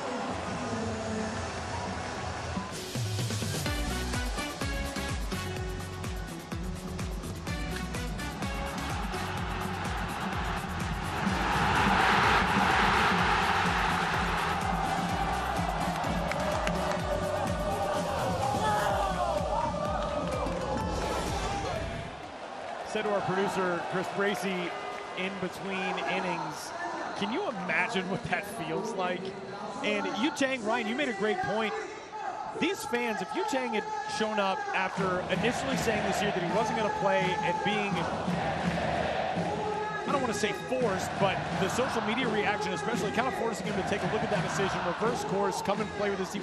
If he had come out here and gone 0 for the tournament, struck out 8 times, not looked invested, it looks entirely different. For sure. I mean, he's lost the fan base. You know, his home fan base, they take so much pride, and they love their homegrown talent. They love watching them when they're playing over in the major leagues. They sit up late at night to watch them, the time difference and all that. But he goes back to the United States, going 0 and this team bows out. But now after that moment, a moment that is so huge for him in his career, he'll never forget it. But it's huge for this fan base, whether they're here in person or watching at home on TV.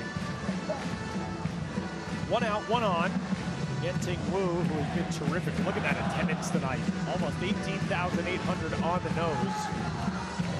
Runner off. Ground ball right side and on through. Yen-Ting Wu continues to star his 2nd hit of the night. And with Chang in motion on the pitch, he goes 1st to 3rd.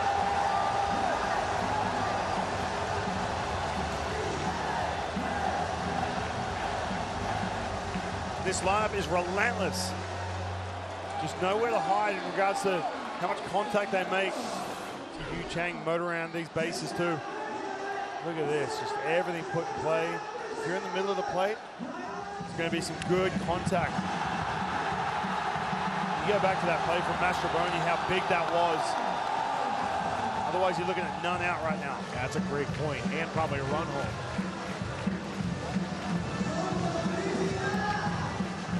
Big opportunity here for Gungwan Gilligalau, who's looking for his 1st hit in the World Baseball Classic. 0 for 4 tonight with a strikeout.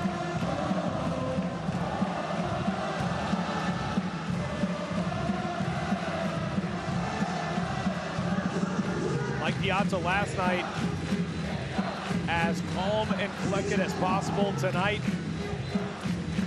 Can't even imagine the nerves in that 3rd base dugout for Italy's manager in a 1-run game. His team's only got 3 outs to work with at the plate and trying desperately to keep this as a 1-run deficit. Look at the difference, dude. When it counts, runners in scoring position, hitting 500 tonight. That game 1 against Panama, nothing doing.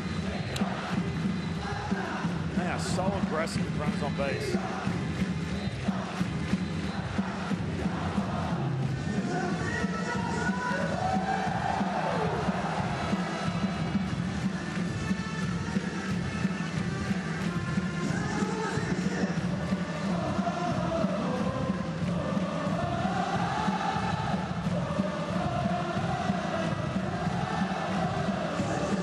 Dragons catcher who spent time in pro ball in the United States, changed his name back to his given name, his Aboriginal name rather than his Chinese name.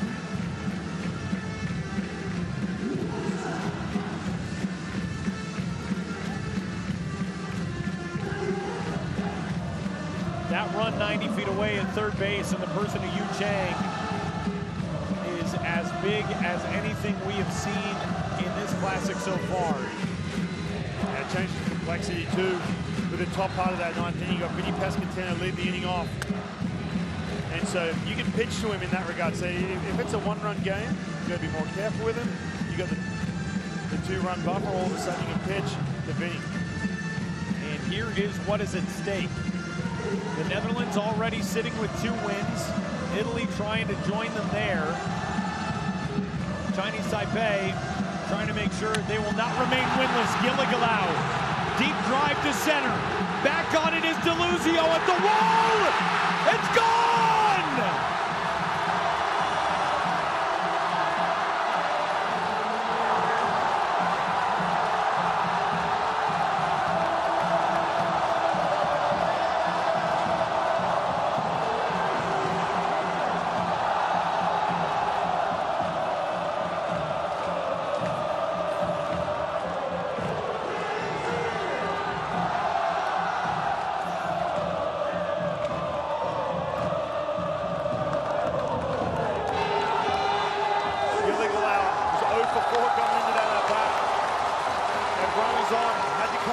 Big moment in front of his home crowd.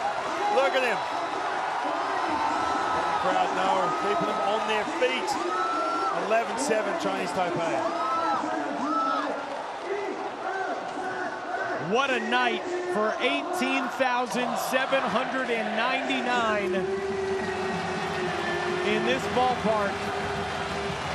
As Joey Marciano did what he could to keep this thing close.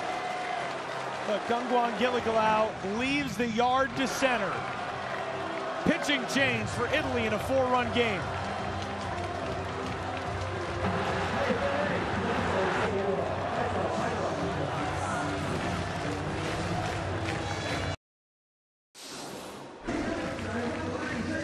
We don't often see curtain calls in March, but the World Baseball Classic creates them. And here's the reason why. Not 1, but 2 for Gangguan Gilligalau.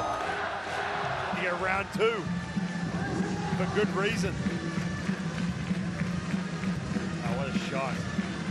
One of a handful of heroes in the lineup for Chinese Taipei tonight, which has distanced itself from Italy with a 4-run lead and angling for more as a rope to right field gets to the wall.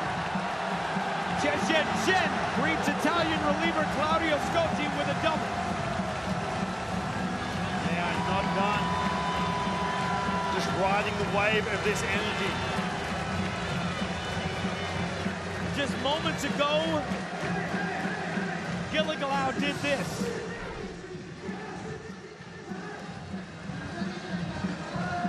Get the bat head out hanging slider. Thank you. He was 0 for 4 coming into this.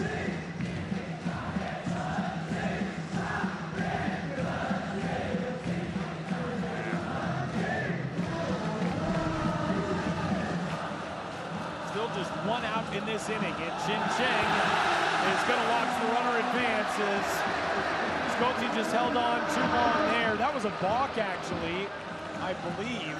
Or did that ball get trapped back there behind the plate? We saw home plate umpire Chris Siegel declare that a dead ball and point at third. Not quite like the other game earlier in the Classic, in which we could hear a home plate umpire yell balk. Chinese Taipei has taken control of this game. 102 miles an hour off the bat for that homer.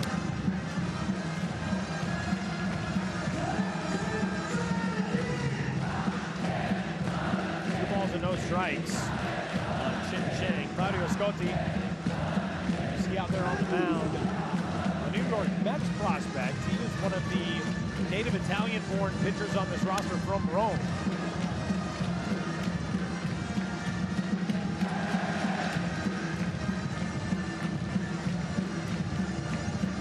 Yeah, you see the numbers right there, and this is at the Complex League in Florida. Don't quite get the same crowds at that level, that is for sure. You see the numbers, 5 games, 7.5 ERA. Been thrown to the wolves right here in the 8th inning. 2-1. Good pitch there. 2-2.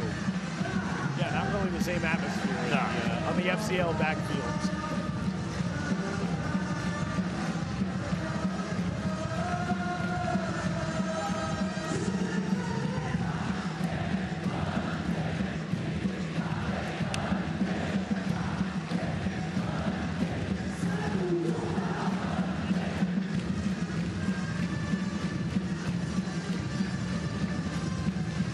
It is a party in Taichung tonight.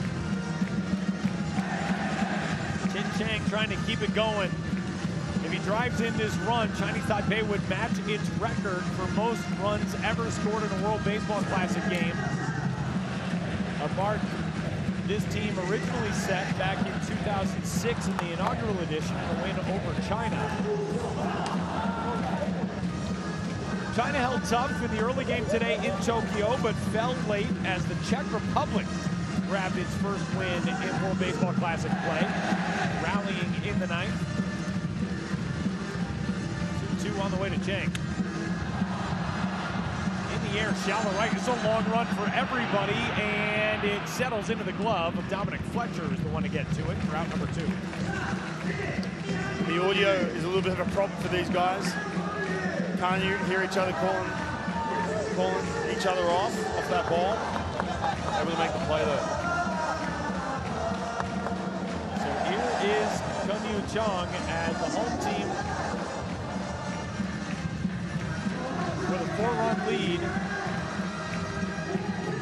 Gets set to try to close out its first win of the 2023 World Baseball Classic here on home soil.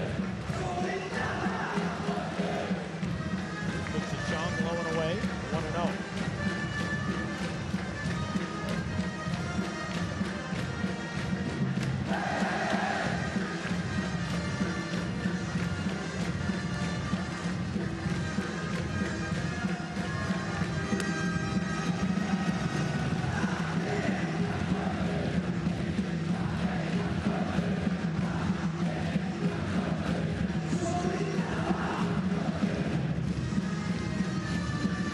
Claudio Sconti attended the Italian Academy at the age of 15 years old and now finds himself in pro ball, and a liner out to left field will find the glove of Sal Frelick and wrap things up here in the bottom of the 8th. But Chinese Taipei adds 3 on this one.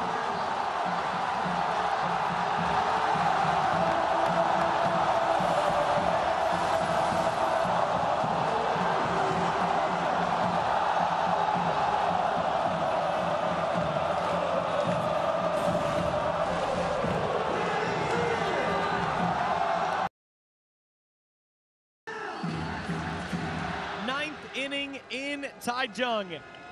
Chinese Taipei has scored the last 6 to rally from a 7-5 deficit and carry a 4-run lead to the top of the 9th as Vinny Pasquantino will lead things off for Italy. And the first pitch is ball 1 to get things rolling here in this final inning of regulation. For everything that's happened, big Vinny Pasquantino, we've talked about probably the most dangerous hitter in either lineup, has really been a non-factor today. Got that hit the first inning. Ran himself out on the bases. Here's another one. 1 out. They're taking care of the middle of his lineup. Well, tomorrow we'll have more doubleheader action for you from Pool A here in Taichung at noon local time, 11 p.m. Eastern time in the United States. Team Panama will be going up against the Italian Nightmare. That man right there, Vinny Pasquantino and the Azzurri. And then at 7 o'clock local, 6 a.m. Eastern in the U.S., Xander Bogaerts and Jurickson Profar will be back in the swing of things against the host team, Chinese Taipei, which is going to be building off a monster win tonight. Man, that matchup looks really intriguing as they bouncer back to the mound, 2 out. Yeah, they look completely different to what we saw. We watched Chinese Taipei on that opening night. We thought to ourselves, are they going to get rolled? Is this going to be a big letdown for these home fans? But, man, they look really good tonight, obviously with this crowd.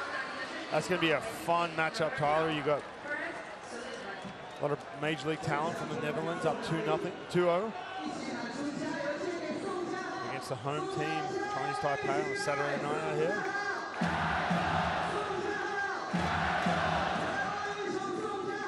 The last chance to keep this going for Italy is Brett Sullivan. The 5th straight inning in which Chinese Taipei pitchers have retired the first 2 Italian batters. We'll see if they can finish off a 1-2-3 frame for the first time since the 3rd. And they can't. Sullivan keeps it alive. He's got his 3rd hit of the day and a perfect 5-for-5 performance getting on base. 3 singles and 2 walks. There's still a heartbeat in that Italian dugout. Been overwhelmed by the atmosphere here from the home fans. Stephen Woods Jr. was so good up into that last hitter. Yu Chang taking him deep, the man right there in the center of your screen. He was in a groove. The first pitch, Yu Chang hit the seam, took it straight away center field. We've got a pinch hitter here in the place of Vinny Fresia, and it is Robel Garcia. Garcia, a really interesting case. He's actually a naturalized Italian citizen who was born in the Dominican Republic.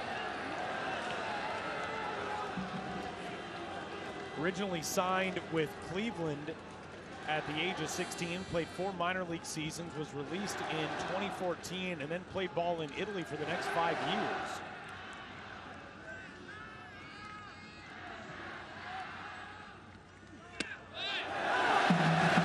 One and one on him. This Italian team, that 4th and 5th inning were big, and then just shut down after that.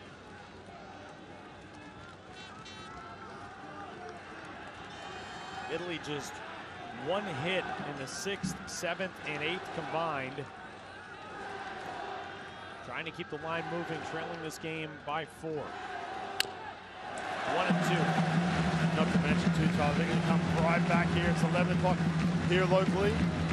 They got the noon game. Get some sleep, right back at it. You got to look at Nicky Lopez in the on-deck circle. It's the man in the hole, Ben DeLuzio, that Italy would have to reach for having any chance to tie this game.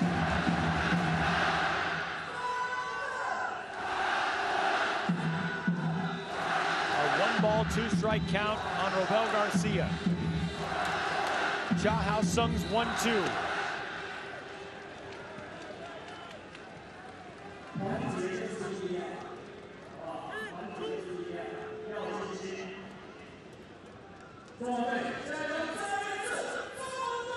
That dugout waiting to explode onto this field in celebration.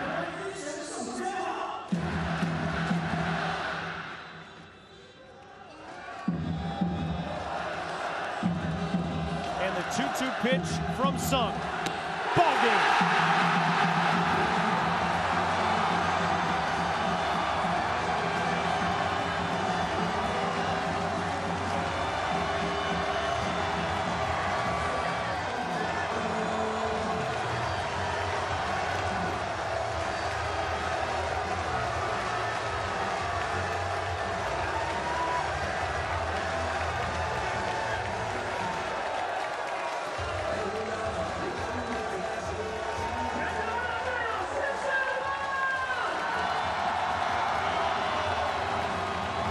Welcome to the party, Chinese Taipei. Win number 1 in the 2023 World Baseball Classic. 11 runs on a Team World Classic record, 16 hits. And the party continues here in Taiwan as the home team has its first win. And an up-to-the-minute look at the wild standings in Pool A with the Netherlands and everybody else.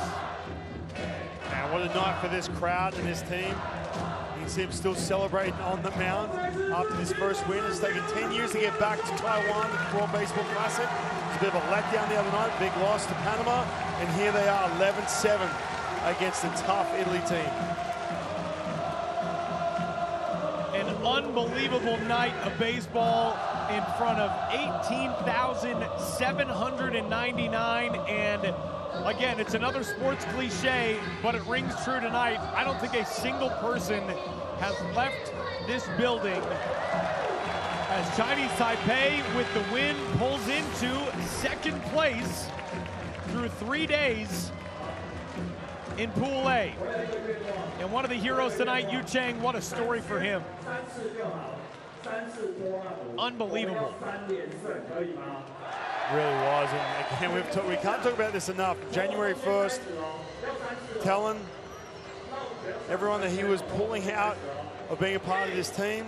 He changed his mind a few days later, and here he is. One of the biggest moments, biggest games of his career, regardless of where it ever ends up. Well, coming up tomorrow at noon local time, later tonight, 11 o'clock Eastern time in the United States. Don't miss our continuing coverage of Pool A from Intercontinental Stadium here in Taichung. Team Panama will square off with the Italian Nightmare Vinny Pasquantino and the Azzurri. And then tomorrow night, Chinese Taipei right back at it against the Netherlands. For Ryan Rowland-Smith and our entire crew here in Taiwan, this is Tyler Mon saying goodbye for now, and thanks for watching our presentation of the 2023 World Baseball Classic.